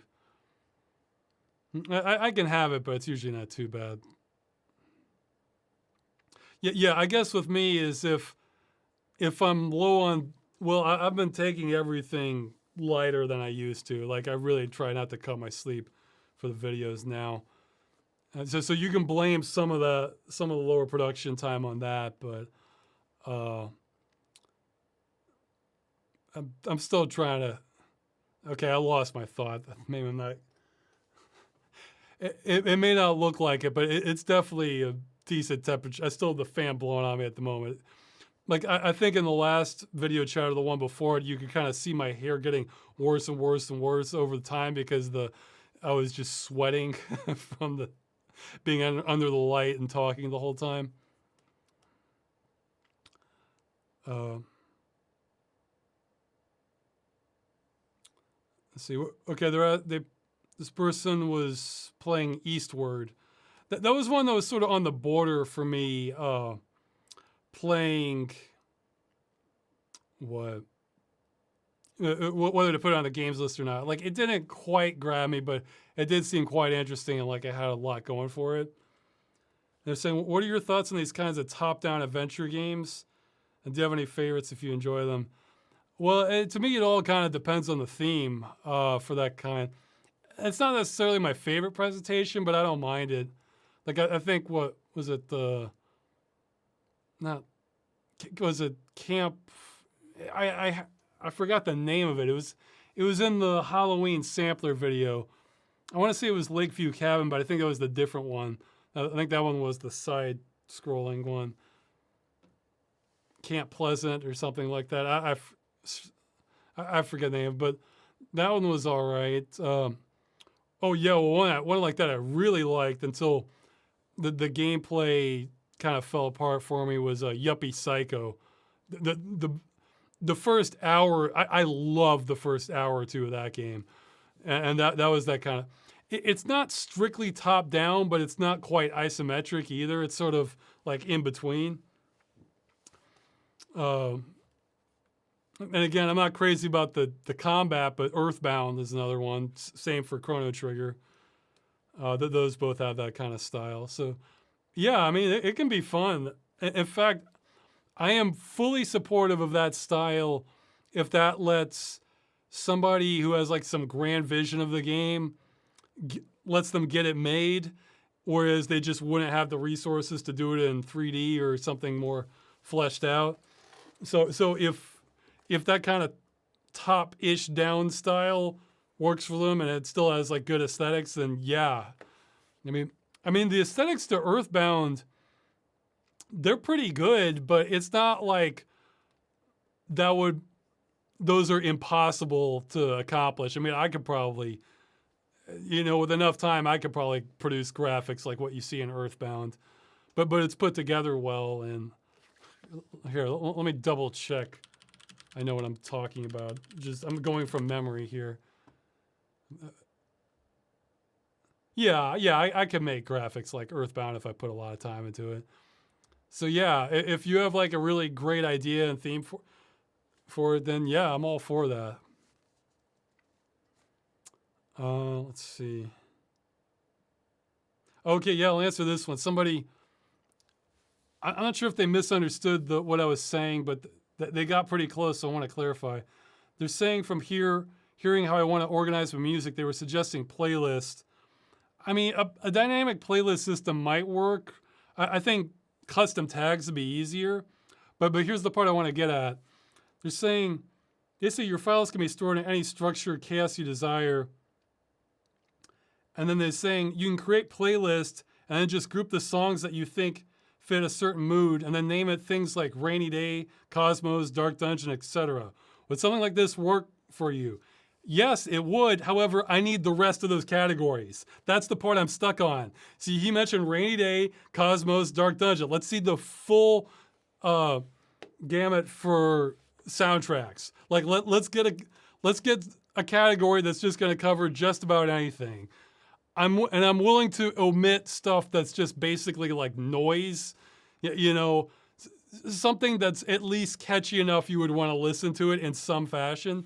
That's the part I keep getting hung up on, is like how to sort it. You know, what music, because that's what I meant by the criteria. So yeah, if you think you could just and then come up with stuff that's not really going to have much overlap, or else you could kind of sort it. You could kind of pick one if you needed to, you know. So it's that's what I was completely hung up on, was those categories. So if you have a vision of what all those categories would be, by all means lay it on me. So I mean, I was able to come up with a lot, but it's like I would always just get tracks that would stump me, like, how do I sort this one? So there's just such rampant variety in soundtracks. It's come on, but I mean, those sound like decent themes: Rainy Day, Cosmos, Dark Dungeon. Though I'm not sure how you would define Dark Dungeon necessarily. Like Rainy Day and Cosmos, I can think of. I can think of kind of some criteria for that, but that's what I mean. You have to keep going, and if you think you got them all, then I can maybe send you a list of some of my stumper tracks for you to sift through. Will you bring back the Unreal Tournament 2004 play sessions, or any play sessions? Yeah, maybe. It's just the further I get behind, the more I don't want to do like the play sessions, because that sets me back even further. So unfortunately, it's kind of a cycle, but maybe it's, well, I can get a few episodes ahead, then I'll feel more comfortable doing it. Yeah, it's not that I don't want to do it. It's just that like I'm falling behind and I don't like it. What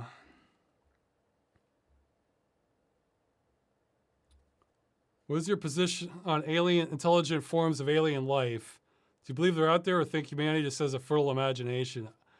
Well, on one hand, the universe is so incredibly, massively huge that if there's even a possibility that like it could form elsewhere, it probably has.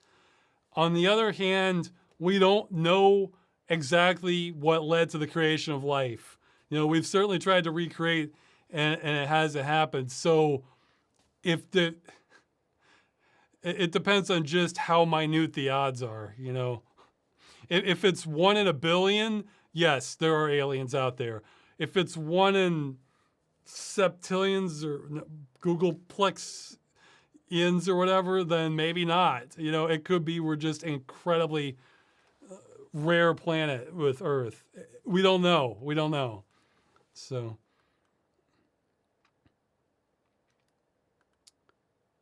Okay, someone's asking to cover Marathon. Probably not, because I haven't played very far into Marathon. The maze-like aspect of the levels was discouraging me. I don't know if they're all like that, or if that was just the first one, or what. Oh yeah, and somebody wrote something about Sephiroth from Final Fantasy, because my wife's super into the character, and then mentioned something about the background of the creation of the character. I passed that along to her. She said, "Thank you, kind stranger," and she did not know that, and she was very excited about it. So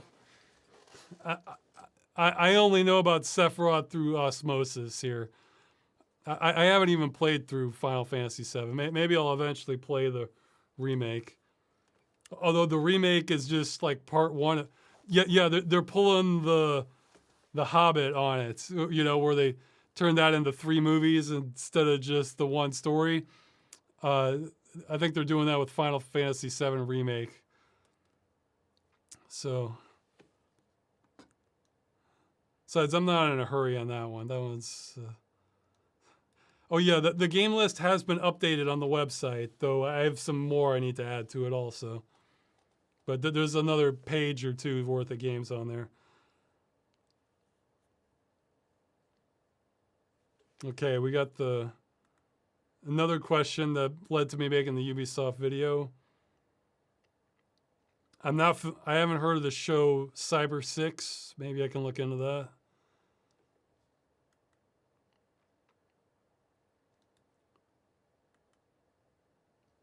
Somebody say they watched the GUI video a lot.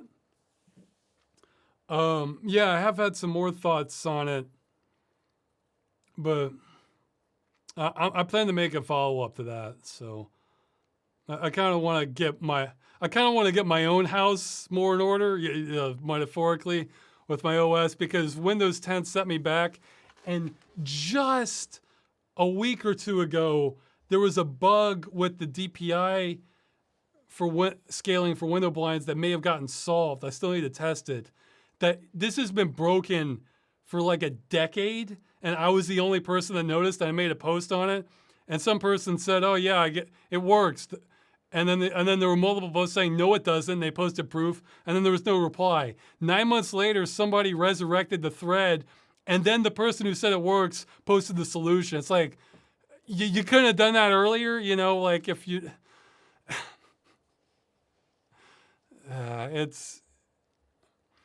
But I mean, better late than never. So I kind of want to skin the windows more and just come up with the best sort of piecemeal solution I can. But you'll get the full package in the follow-up of like all my new thoughts since then.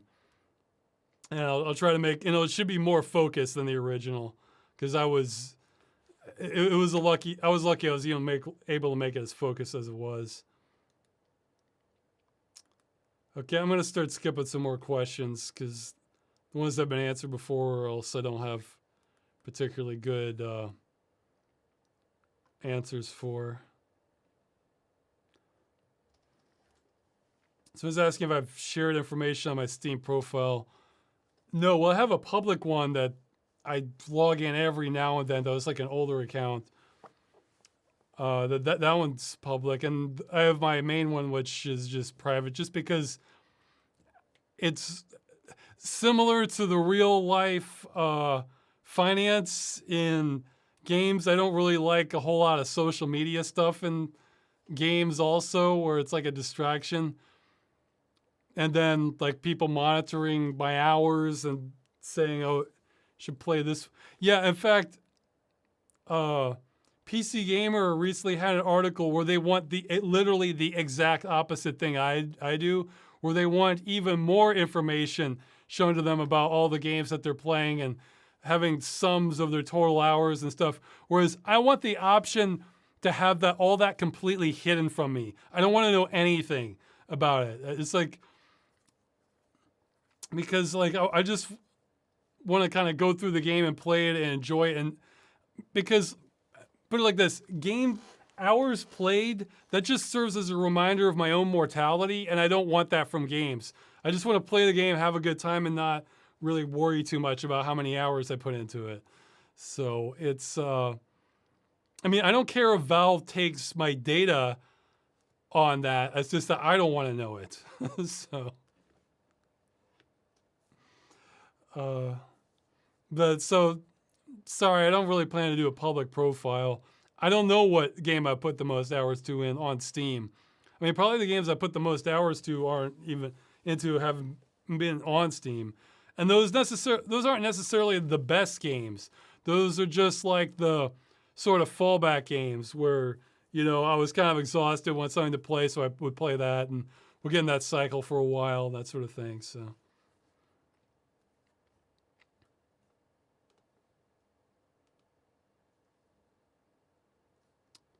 I was asking if there could be a video game market crash versus corporations treating record-breaking profits as the new baseline for every fiscal quarter. I mean, I suppose it's possible, but I think if there's going to be a video market crash, there's going to be all kinds of other business crashes too. Ross, as you've gotten older, have you found your enjoyment of games diminish? Maybe slightly, but it's more like I've gotten pickier. If there's a really good game that I enjoyed, I'll still really enjoy it. But those can be kind of few and far between, and a lot of what's in between are just kind of like, well, this is all right. It's kind of like that.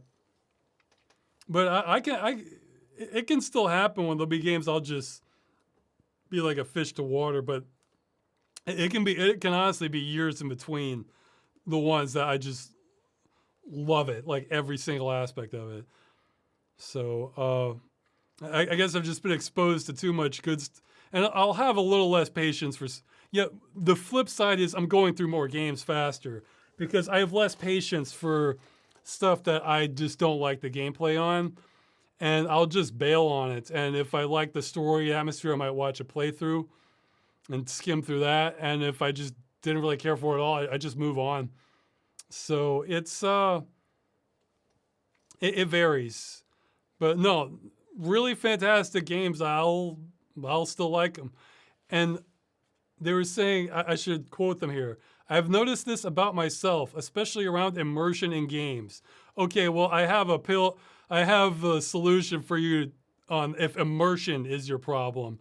And maybe it's not what you're thinking of, but VR, it will kick open doors if you haven't tried it. Now, you may have other problems, like a lot of games aren't a good fit for VR, or a lot of them are hard to run in VR, or you might get motion sick, or it can be kind of pricey driving it now. But look, if you're having issues with immersion in games and you haven't done VR, you have a whole frontier ahead of you. Okay, like it's gonna change your perspective. Now, again, that's not. It varies. It's not like it doesn't have a lot of other issues that you're gonna have to deal with. But like if you're talking like a jaw-dropping experience, that can still happen for me in VR, and I am still incredibly excited about all the games. Even a lot of I want to Actually, some of the ones I'm most interested in VR are the ones I want to revisit because I know the games from playing them, but it's like I played them. But it's like seeing them in VR. It's like just a different experience. It's like, oh, I get to visit that world now. Okay, so yeah, on immersion. And I'd say to a lesser degree, much lesser degree, ultra wide is nice for immersion for games that support it. But again, that may not be what you mean too, because for some people by immersion, they mean like they want a game mechanic that just digs its claws into them. And that's how they get immersed. And the environment isn't as important to them. So that's what you mean. It can, you got to keep hunting, you know, but yeah, somebody's saying Elden Ring is lasting them the year so far. So yeah, it just depends. Like, it can still happen, and I don't blame people for being cynical, especially if you're following a lot of mainstream games. That it seems like release after release, maybe year after year, there's just nothing that really gets that excitement for you. And honestly, actually maybe it hasn't changed much for me because people ask Ross, how do you find all these weird games? It's because there'd be some years none of the AAA stuff really interested me that much. I mean, it's like, well, I might be interested. Whereas some weird off the beaten path game, the theme of it, like, oh, this seems much more intriguing. Like well, again, I'm thinking of something like Realms of the Haunting. I wouldn't say that's like the greatest game and fantastic, but that game certainly had intrigue going for it. I did not know where that game was going to take me. And a lot of big budget productions, you don't get that feeling. And and a lot of sometimes games with like the best mechanics tend to come from like indie studios. So you have to hunt more. So yeah, I don't blame people for being cynical, but that's unfortunately it's more on you now to find those good games that fit you. I mean, I'm putting my games list up for places if your taste happen to overlap with mine to a degree. But yeah, it's a big hunt out there. But I wouldn't despair on that. I mean,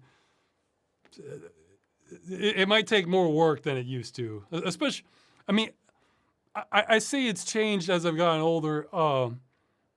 Compared to being a little kid, yes. Because when you're a little kid, things can just blow your mind constantly, but it's almost better in a sense because sometimes as a little kid, you can get so excited over things, it's overwhelming, and I actually I didn't like that feeling when I was so frigging excited, like I almost couldn't stand it.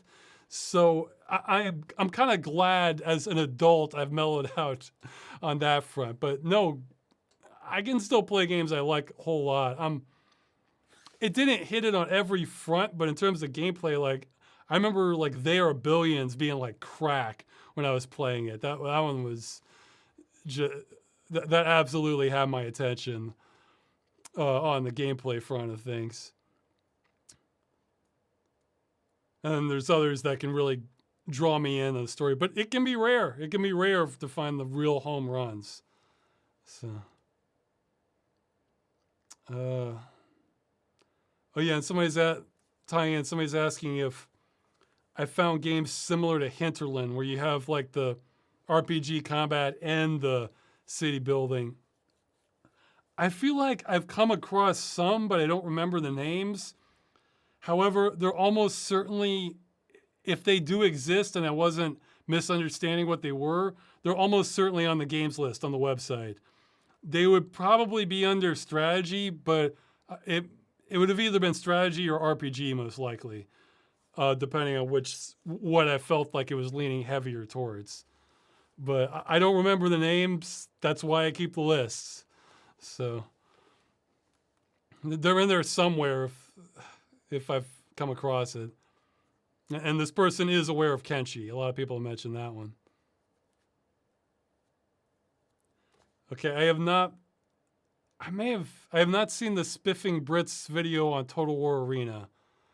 Again, I haven't been able to keep up, guys. It's like, I almost get scared watching too much YouTube because it's like, oh, this is time I'm not getting things done. It's like, I gotta get more things done, so.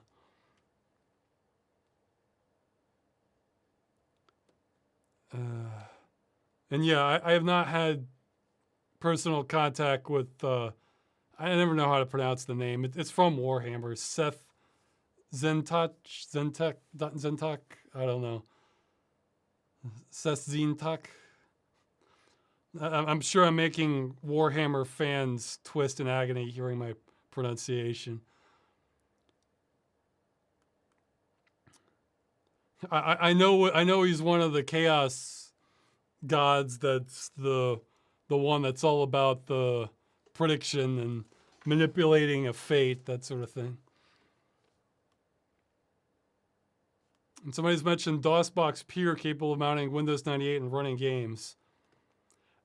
Could be useful for some retro compatibility issues. Yeah, it could be. I mean, normally I just run virtual machines, but there's been a couple that virtual machines don't cut it, that I could use something more aggressive. So I might look into that. What are your views on fan editing? Do you have any favorites? I'm fine if people want to do it, but I'm afraid I don't really look at it because it's, by the time I've made a video, I've seen so much of it, and I don't really, I mentioned earlier, I don't really like hearing my own voice a whole bunch, that I don't really need to see more of it, but people can do whatever they want with it.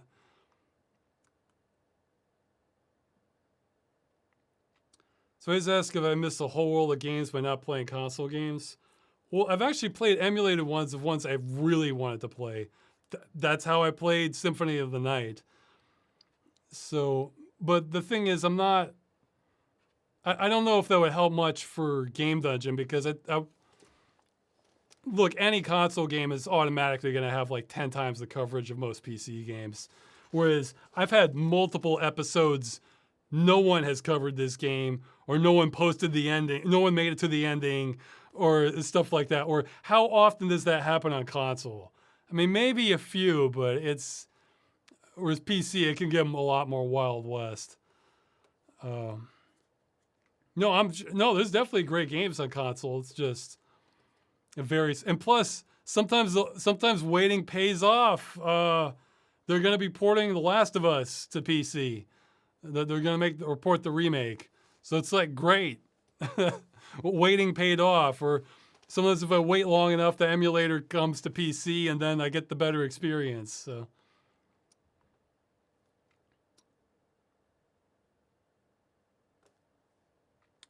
see. I'm skipping some more questions. So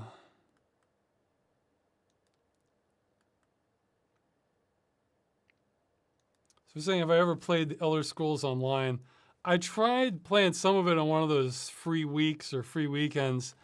It wasn't quite grabbing me, but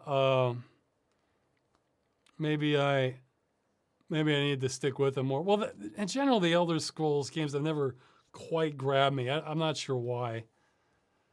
It's like they seem like the environments can be impressive, but it's like I never really get into the story or the characters that I can think of, or something about the presentation. I don't know.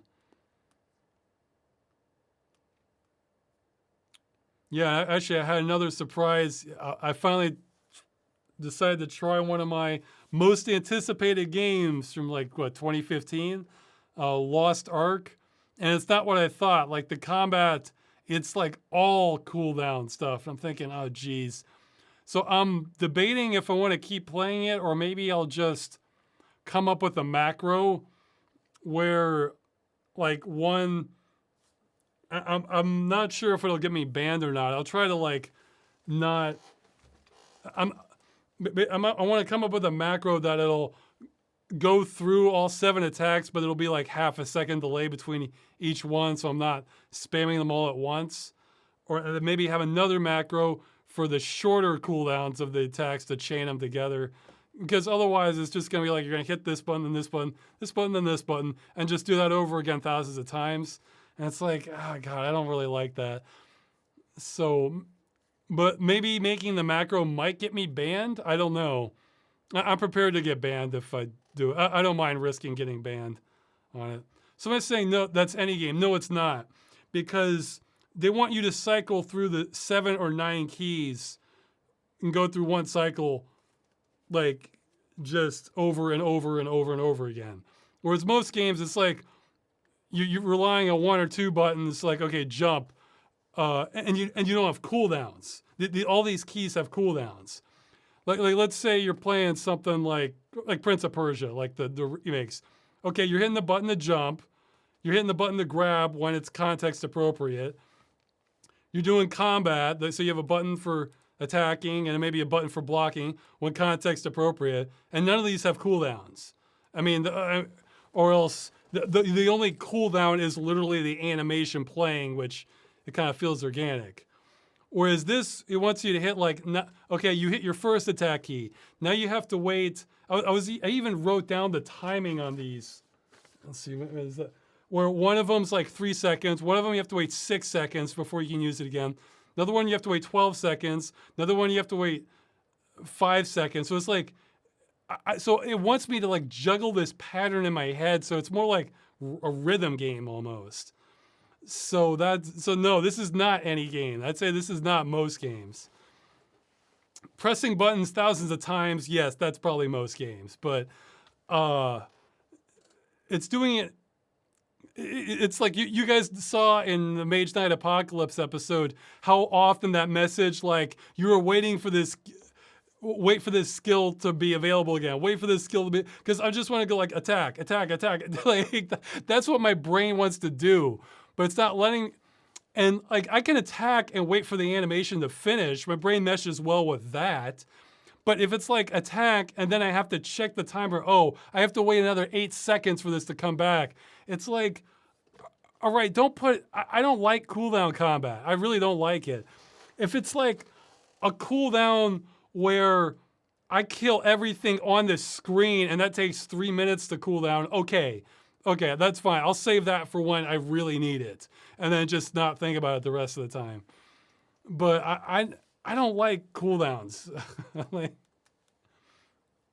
But there's so many of these, it looks like you can kind of cycle through them that I could maybe make macros for these and have the gameplay be tolerable. And hopefully that won't get me banned. I think what might get me banned is if I try to launch all of them at once. So maybe that'll, but then I gotta set the timers for the different macros so that I don't know. It's it's a bit of a puzzle for me to figure out if I want to do this, but I'll see. What do you think about reactions or reaction channels? I've seen a few of them react to Freeman's Mind. I wasn't aware of that. Most of them are great and provide a lot of insight. They probably do, but again, it's a bit of a problem where I'm not sure I want to watch myself again. You know, I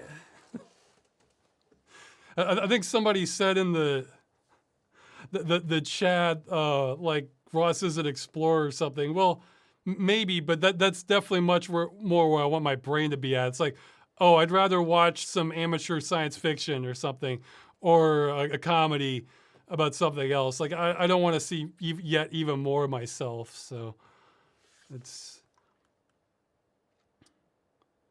again, the feedback probably is helpful, but it's like I need too high a cost for me to watch it. Do you think older games do better than newer games? I mean, I guess I think you have a range. You know, it all depends. Maybe for mainstream games, I kind of prefer older games, unless it's something that massively benefits from a big budget.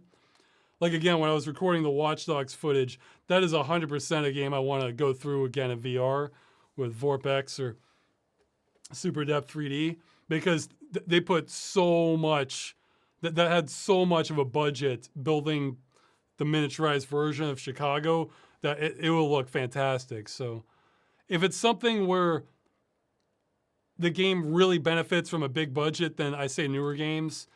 If it's something where we're just talking about how fun is this game, I'd say maybe older games might be better. Although the mid-2000s were kind of the dark ages for that, because that's when things took more of a console focus, where they were trying to go for all markets, but they weren't playing to the strengths, because they're giving games with a console focus that are utterly fantastic, but those are usually like before that era, or maybe a little bit later, or kind of rare. I don't know. I'm speaking too generally, but well, it's a general question. BMW just announced a subscription service for seat warmers in their cars. Just a one-time occurrence or the future we have in store? It's hard to say. You'll probably see pushback against this because it's a real, this affects more normal people than rather than just gamers, or real world products. There's a hell of a lot, maybe not BMW drivers, but there's a hell of a lot more people interested in cars, I think, that have an influence on laws and consumer laws, that sort of thing. Though my fear is that might get it and eventually being addressed, and then it would just happen to skip, the language of the law would happen to skip games. So. Okay, again, towards the end, these all have negatives on them. I guess I'll just answer this one quick. Do you believe the United States is in danger of becoming a dictatorship in your lifetime? You know what? You should watch my Star Trek Apocalypse video. I'd say it's possible, but I don't think it would happen before like a total collapse of things. Like if like the economy imploded and then it was in question of whether like whether a government is even ruling anything, you know, kind of like the reign of terror after the French Revolution. If it was an environment like that, then anything can happen. I think short of a crisis like that, no, I don't think so. There's too much resistance to it, despite what it might seem like in the news. Or, I mean, it's my opinion, but once you get to a collapse situation, anything's on the table. I talked about in the Star Trek Apocalypse video that like this one society is at a complete crossroads where it's going to go next. And I could see that happening in the U.S. within my lifetime, essentially. So, but for small, put it like this, I wouldn't base it on anything I've seen so far. You would need a major event. So, Somebody wrote Louis Rossman screams internally from my scenario where the law just covers that, but then doesn't extend to where we're desperate for it. Yeah.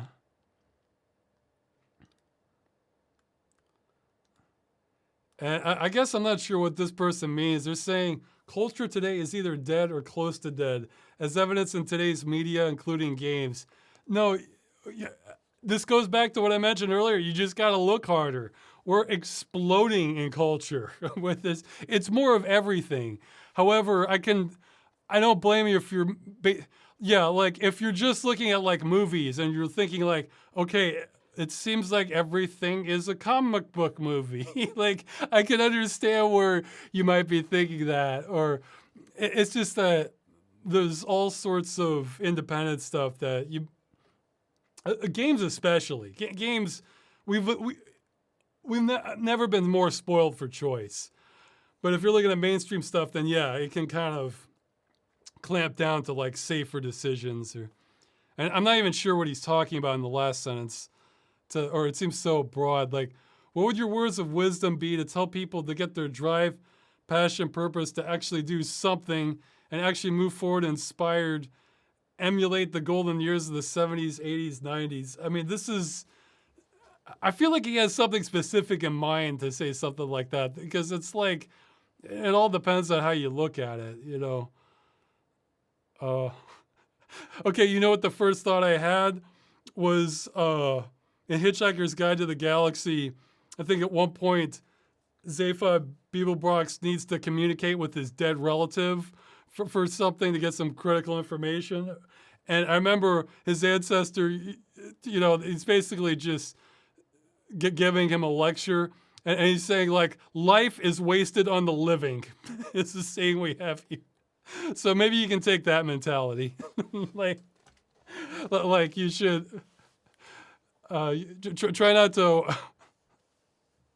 It's a spoof of the old saying, "Youth is wasted on the young." You know, the idea being, once you have more wisdom, you have a better idea of what you want to spend your life doing. Whereas when you're young, you're more aimless. But it just depends. This is such a broad thing that he brought up, but seems to be going for something specific. I'm not sure what he's referring to. So,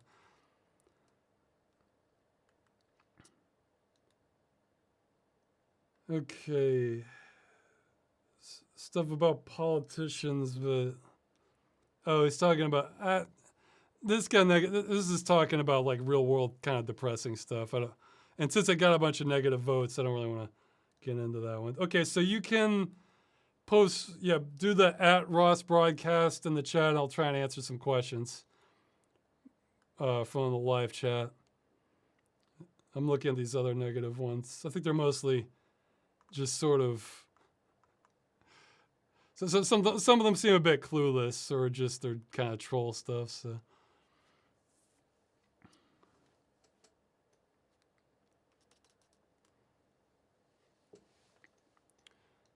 Yeah, no. I mean, for culture and games, it's more of everything. You've never had more of everything.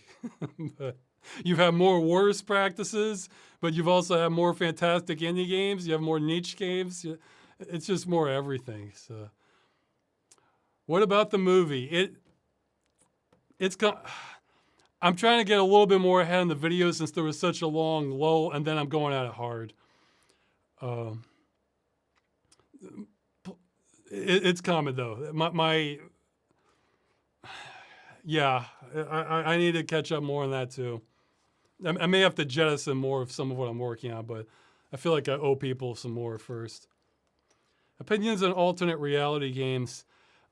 This goes back to me being so spoiled for choice again that they're not really my favorite, because it's like I don't really like having to do research outside of the game unless it's organic, because I'm super genuinely interested in a topic they brought up that I want to know more. If it's just kind of mandatory, it's like, one, it's not the most fun gameplay for me, and two, sometimes those can be just some complete shots in the dark that it doesn't matter if I'm researching it. I was never going to guess it anyway. So there was some of that in the Secret World. Favorite type of sandwich? I don't know. I like meat, cheese. I like alfalfa sprouts. I guess I like it toasted. I don't like condiments for the most part because they almost all have vinegar. I'm weird like that. I don't like vinegar, and a whole lot of people like vinegar. Uh, yeah, I don't know. I could eat lots of different sandwiches. Update on old video thumbnails? Yeah, I need to. That's another thing on the to-do list that keeps getting bumped down lower. What's the worst rated question you got today? Well, go to the site and check it yourself. Because I mean, some of these are like kind of trolly, so I'm not really trying to answer, giving more attention than it needs. But see, some of them they're like legit questions, but they're hitting on something more controversial, so it's kind of a mix. But others are just kind of more troll stuff. So, or else this person is very confused about what humans are. Like, okay.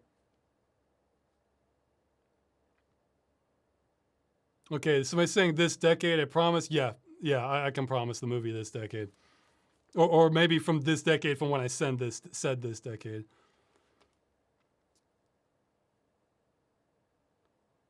I'm unaware of the one chip MX3 project. Sorry, I don't know what that is. There was like an older. Got it. Okay, that shows what I know. I want to say it's either like an older console or an older like arcade thing system. I forget what was the MSX. Oh, okay, it's an older computer. Yeah. Yeah, well, if the games are good, I could look into that. That's what I mean. It's overwhelming how many options there are now. Graphics look good in the new vid, Roth. Well, it's just recording footage. Although I actually redid that twice because the first time I had it playing at 60 frames a second, but it was like a little stuttery, recording it at 30. And then I dropped it to 30, and then I wasn't happy with like the footage the next time around, or it wasn't as enjoyable to watch, or the time of day was uglier. So, but yeah, capping the frame rate at 30 helped a lot, or set it to half VSync. I need more Ross. What should I do? Oh, I'm sorry. Well, there's the Curse Farms junk channel. Yeah, I guess I do need to get more streaming going at some point. I'll try to get more videos out going though. Going to get a new GPU soon, or waiting for prices to drop even further? I have no idea because I was actually thinking when the currency dropped here, I thought, oh, this might be an opening for me to get something before the prices adjust, but they seem to have adjusted. It's still kind of pricey now. And yeah, the 4000 series is right around the corner, and which I may not be able to afford. However, that might drive down the prices of other cards too. Yeah, and I read, well, not to get political, but I read recently that one of the leaders of Congress spent, their spouse spent between $1 to $5 million in stock options in Nvidia. So that makes me think the 4000 series is going to be pretty good. If our congressmen and women are buying stocks in it, then. In fact, I've heard that's like a trading tactic, that they'll just follow whatever insider trading the Congress is likely doing, that they'll just mirror it. Yeah, I think I read that like a lot of Congress people are beating the market.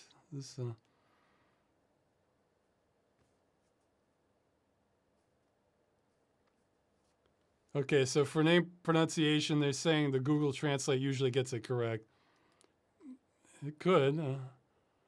And it's not always, though. Sometimes I can take some research. it's good when you can see comment. See, that's another thing where like the like dislike was useful because you could see someone see a YouTube video and say how to pronounce this and or like this name, and then it would be like 90% dislikes. It's like, okay, this one got it wrong, and then the comments would be saying like how to actually do it. So.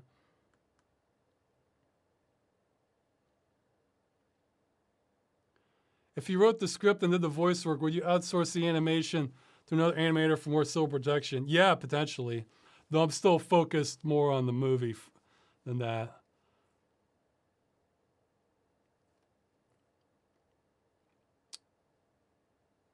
When are you going to make a game, and if never, how would you like a game to be? I'd have to think about it. I mean, make the movie first. Because I'd have to think about a game I'd really want for me. Because, you know, I kind of feel like if I'm going to make a game, I don't want it to be, or I don't want to aim for it to be just another, like, oh, this game's all right. Like, I want it to be a game I'm dying to play. But I'm thinking, usually, like, a lot of those will probably need, like, a bigger budget or more resources. So I have to think about, well, what could I have on, like, a smaller scale that I would still really like? So, well, I should, you know what? That might be it, is to have something kind of, well, you still might need a lot of assets, but you can keep the graphics intentionally dated. Something like Dungeon Siege, because there just hasn't been much like that, like the party-based action RPG. Yeah, maybe I should have a Dungeon Siege clone, just because that market is wide open. It is wide open. You know, make a Dungeon Siege clone. Okay.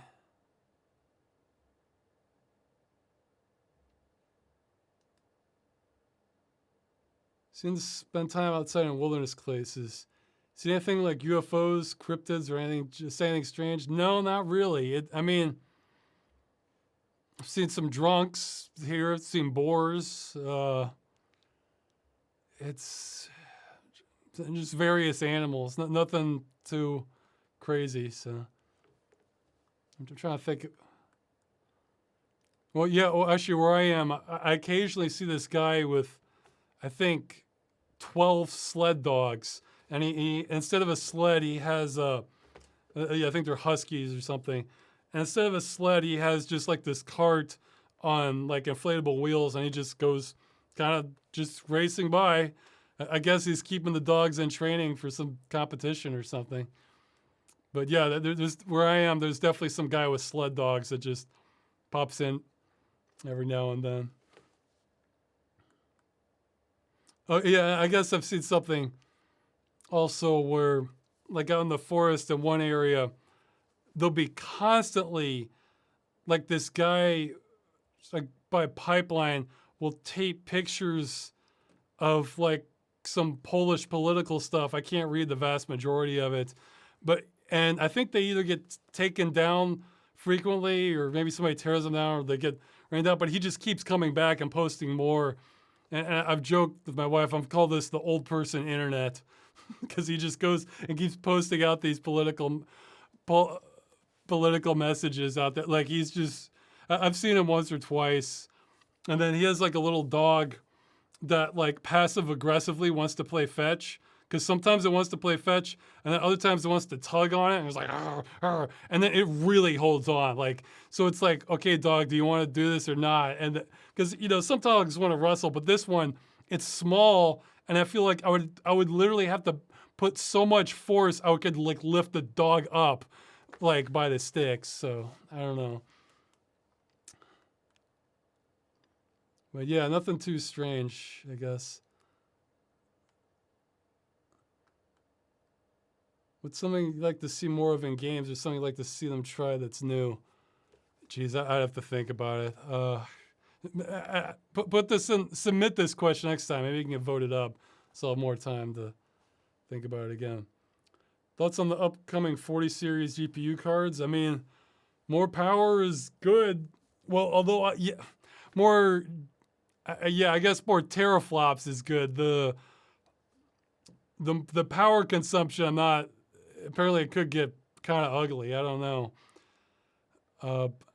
and then we don't know what the price is going to be. Who knows what's going on? But I'll be happy for more GPU power, especially since, I mean, I knew what I was doing. I mean, I was prepared to be shut out when I got this monitor with a higher resolution, but it also means I'll use anything I can get.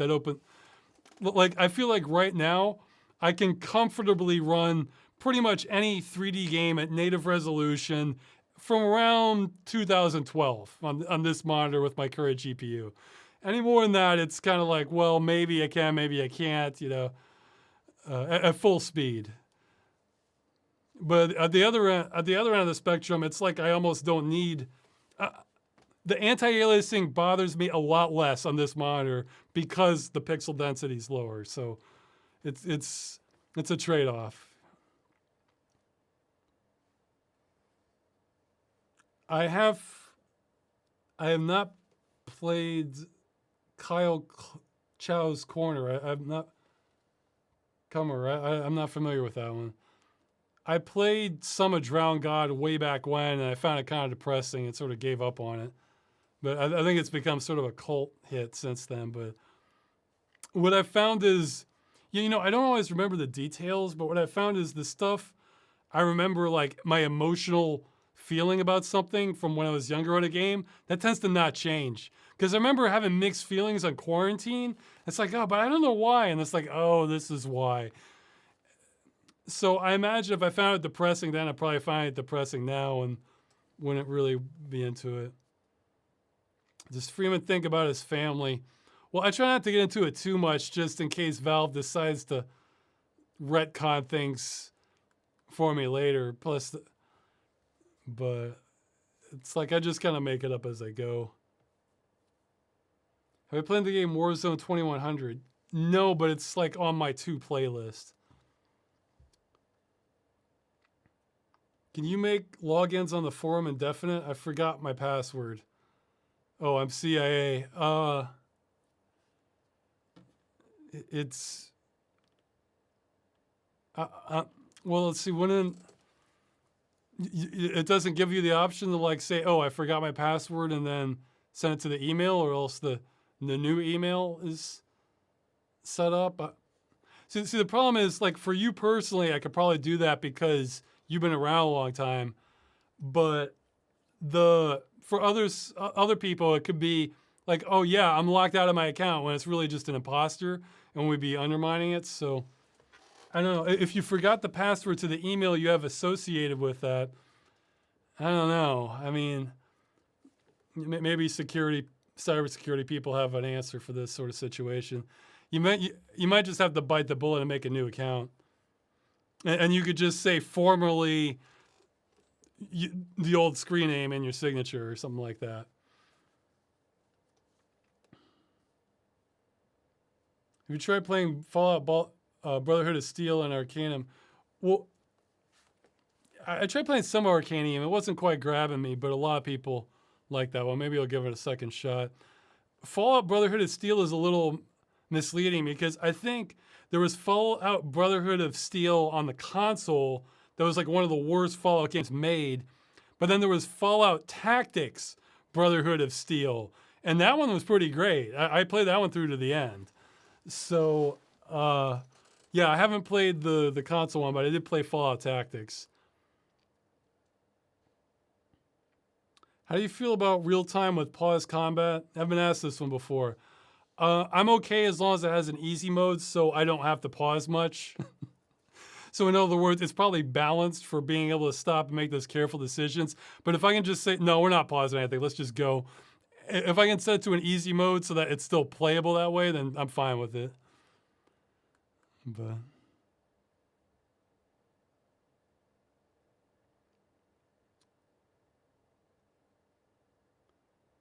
okay, well, this is like a political correctness question. I don't know if I want to really get into those. I don't think, well, they're asking if on a lighter level, they're asking if Stalker is kind of like the Elder Scrolls in gameplay. I mean, maybe a little bit, but Stalker's a lot more of a shooter, so.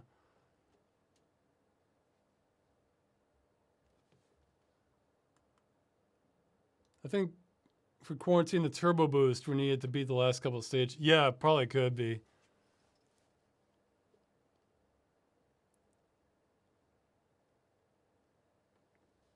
How do you cope with this insane heat wave we're about to embark? Oh no, it's coming again. This year hasn't been too bad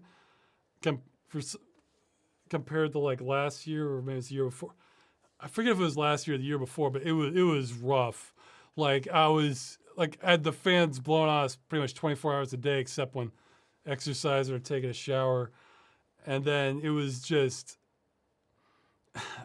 my heat tolerance is not the best. What are you playing for fun at the moment? Well, right now I'm sort of in between trying to figure out what I want to play next. Again, I gave Lost Ark a shot. Let's see. Do you have nightmares about floppies? No, I kind of like the aesthetic of floppies. It's just actually using them I don't like. Does Ross think about his family? It's like, yeah, I talk to my parents every week or couple weeks on Skype. So, you know, with my mother and I, it's like we can get along with each other if we're not around each other for more than about a day. And after that, it's just like, there's, no matter how hard I try, there's conflict. And I think it's like my mother has very strong opinions of what I should be doing at all times, and so do I. Have very strong opinions of what I should be. So it's a lot calmer, like not living there. So, got any news of Blood Rain will continue soon? Maybe not really. I mean, Blood Rain is just sort of like an all right game to me. Although I will say Blood Rain might have my favorite installer music. I think it's like one of the Argentina themes in it that they repeated. The installer music was so good. I remember when I heard it.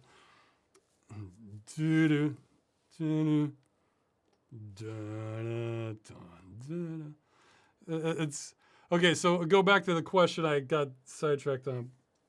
Yeah, I'm going through my games list to try to figure out like what I want to play next. So I may try to do a macro on Lost Ark.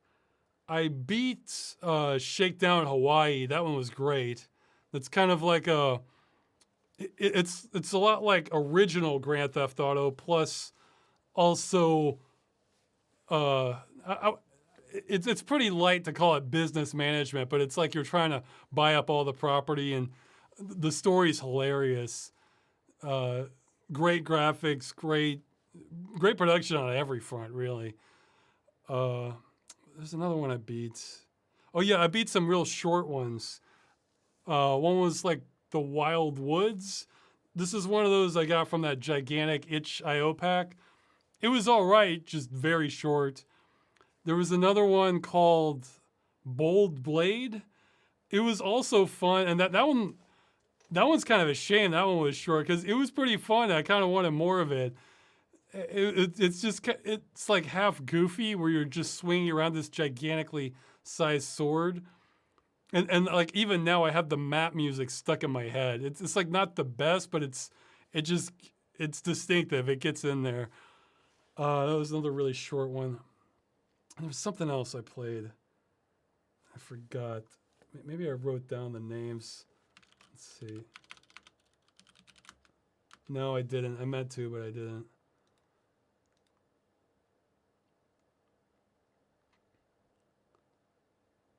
Yeah, that's the problem. Once I'm done with a game, I just kind of mark it as completed and then hide it on my game collection. Except I don't think it shows the order in which I hit it. So if I could see that, then I would know immediately what the other one was.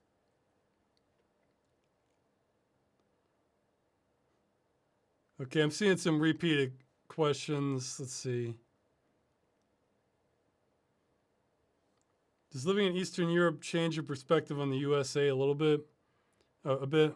Not I guess not too much because I mean I wasn't. I was aware the world did things differently before I left the USA, so it wasn't that much of a. I guess one of the bigger things I've noticed, where I don't know if this is specific to like Europe versus USA, it seems like a lot of online discourse is focused more on like political stuff, especially focused more on like social issues rather than like day-to-day practical things. Like again, like economic issues, but that might be by design. I have sort of noticed that, like looking on the outside, it's like wow, people are like really, really focused on this rather than stuff like, well, I keep thinking back to water being poisoned. It's, of course, the one I keep coming back to, but the news has to help with that. Or, well, yeah, I guess environmental issues, or just like, well, I guess inflation is getting some attention now, but it's like when, even before now, like when the pandemic happened, it seemed like there were all kinds of like economic fallout from that, and that seemed to get downplayed over stuff that, like things people are never going to make up their minds on. So I don't know. I'm trying to think of some other stuff, but what was the other game? Yeah, I started playing a game, Stranded. I think I read that one might be very short, but I remember paying next to nothing for that one. I think there was a game I sort of gave up on, but I forget which one. Yeah, I gotta keep better notes on all these games I'm playing. It's just like I'll remember it if I see the game again, and I'm just not as concerned about it because I got to see the game and made my own decision on it. And has Freeman actually committed any serious crimes before the Resonance Cascade? That's an excellent question. I imagine yes, but maybe not necessarily violent ones or like came close to violent ones. I don't know. I haven't decided. Or maybe I referred to something I'm just not remembering. Favorite snack while playing games? Well, I usually don't eat while I'm playing games. Keeps things cleaner. Let's see. Will there be some DOS games on Curse Farms anytime soon? Well, the next one I have lined up, well, okay, one got stalled for reasons that may make sense later. The one I'm working on now was a Windows 95 DOS hybrid one. So you could run it on either, but I'm going to run it on Windows 95 because I think the color will be better, maybe the resolution, that sort of thing. So, but yeah, I'll have some more DOS stuff eventually. Yeah, actually, that's another one I've been meaning to play through is the Degeneration. Or I think the title, that's one that seemed kind of neat that I never really got around to playing. That's a DOS one. Let's see. People saying probably want me to comment on controversy. Well, it depends on the controversy. You know, most of these, it's like, well, I can, like to give an example, something like, yeah, I guess I should pick a light one, like something like immigration. Like, what's the best policy for that? Well, both sides might have legitimate views. It's like, well, maybe on one side this is legal, want people to have more opportunity. On the other side, maybe this is like undermining like a market, or maybe it's enabling companies to have illegal labor, but you also don't want to have a brain drain, you know, for people coming into the country, or just want people to have opportunities. So it's a mix. It's like these can be valid concerns on all sides. So that's a controversy, but I don't have any good answer for something like that. So, whereas stuff like poisoning the water, it's like, yeah, I don't think there really is a lot of controversy on that. It's just that we have a dysfunctional system that isn't putting a stop to that. You know, I mean, the controversy could be on best way to clean it up or something, or But okay, but I don't really want to end the video on that. I should have stopped when I was talking about games. Without looking it up, what does DOS 4GW stand for? I don't know. I've seen that a million times though. I forgot. I mean, I remember needed extended. I remember XMS is extended memory because I needed to boot that in the. Some games required more of that, and you had to create a special boot disk. I don't miss doing that. I like how you can do that through emulation now. Are there any games that you think deserve a sequel that never got one? Yeah, plenty, I'm sure. Like,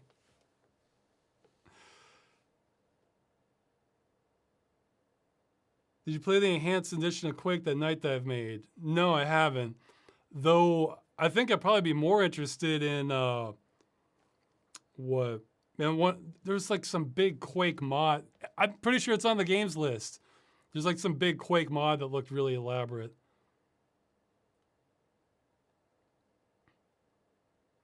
Okay, if DOS 4G was some kind of extender for 32-bit. Okay, yeah, because I kind of remember only seeing that from Windows, and that would make sense. And I remember that would use up more memory on if you ran that under Windows 95, and it was better to boot straight into DOS. So.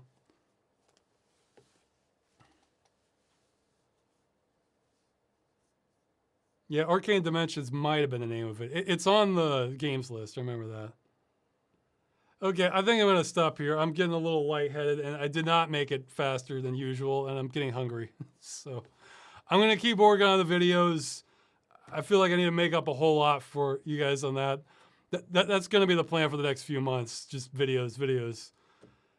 Although I'm still trying to figure out what the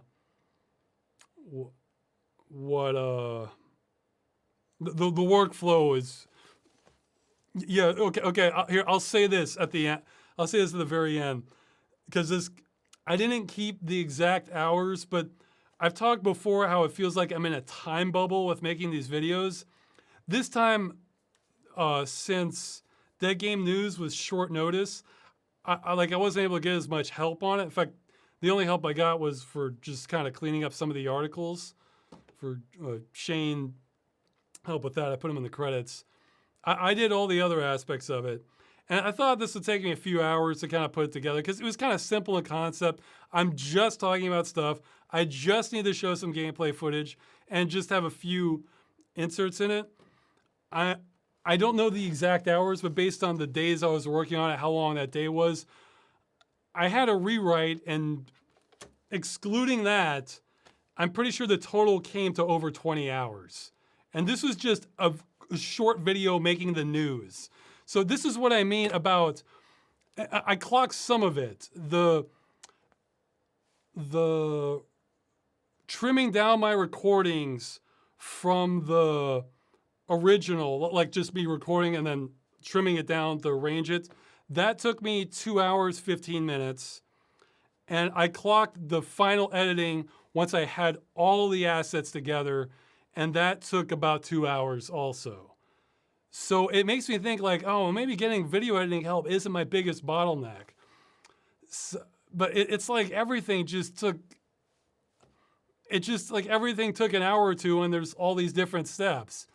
So this is what I mean. It's like, it's very frustrating to just make a simple video in concept and have it take so long to make. And if it's all just shorter steps, like with the video editing's taking like 2 hours, though that was a little bit on the easier side, the video editing for that one.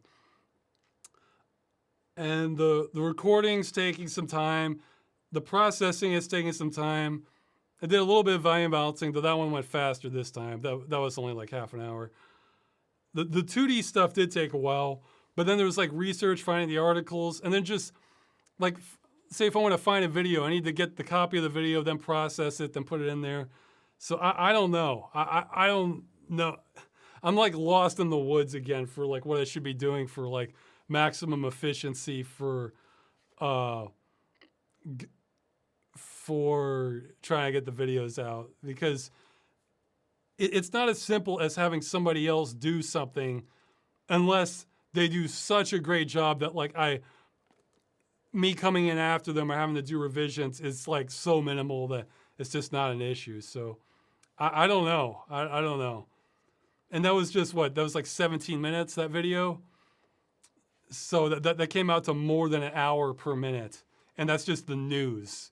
So I'm a mess. Like, and it's not like I was heavily distracted during this time. Like I was really kind of focusing on, it was kind of either working on it or not. So I don't know. So I'll end it on that note that I need to get more out, and I just want to get more out, and then at some point I need to just go all in on the good stuff, because if the best stuff rather, because if it's going to take me forever no matter what I do, then at least I should get something really good out. So yeah, I'm a mess. Russ Scott 2022. It's my quoting there. Okay, that's a good place to end it. Thanks for showing up. I'm still going to keep trying here. And I'll let the chat continue on the DOS 4GW talk. That's a good way to, yeah, that sounds like the direction I'd rather take things. So I'll see you.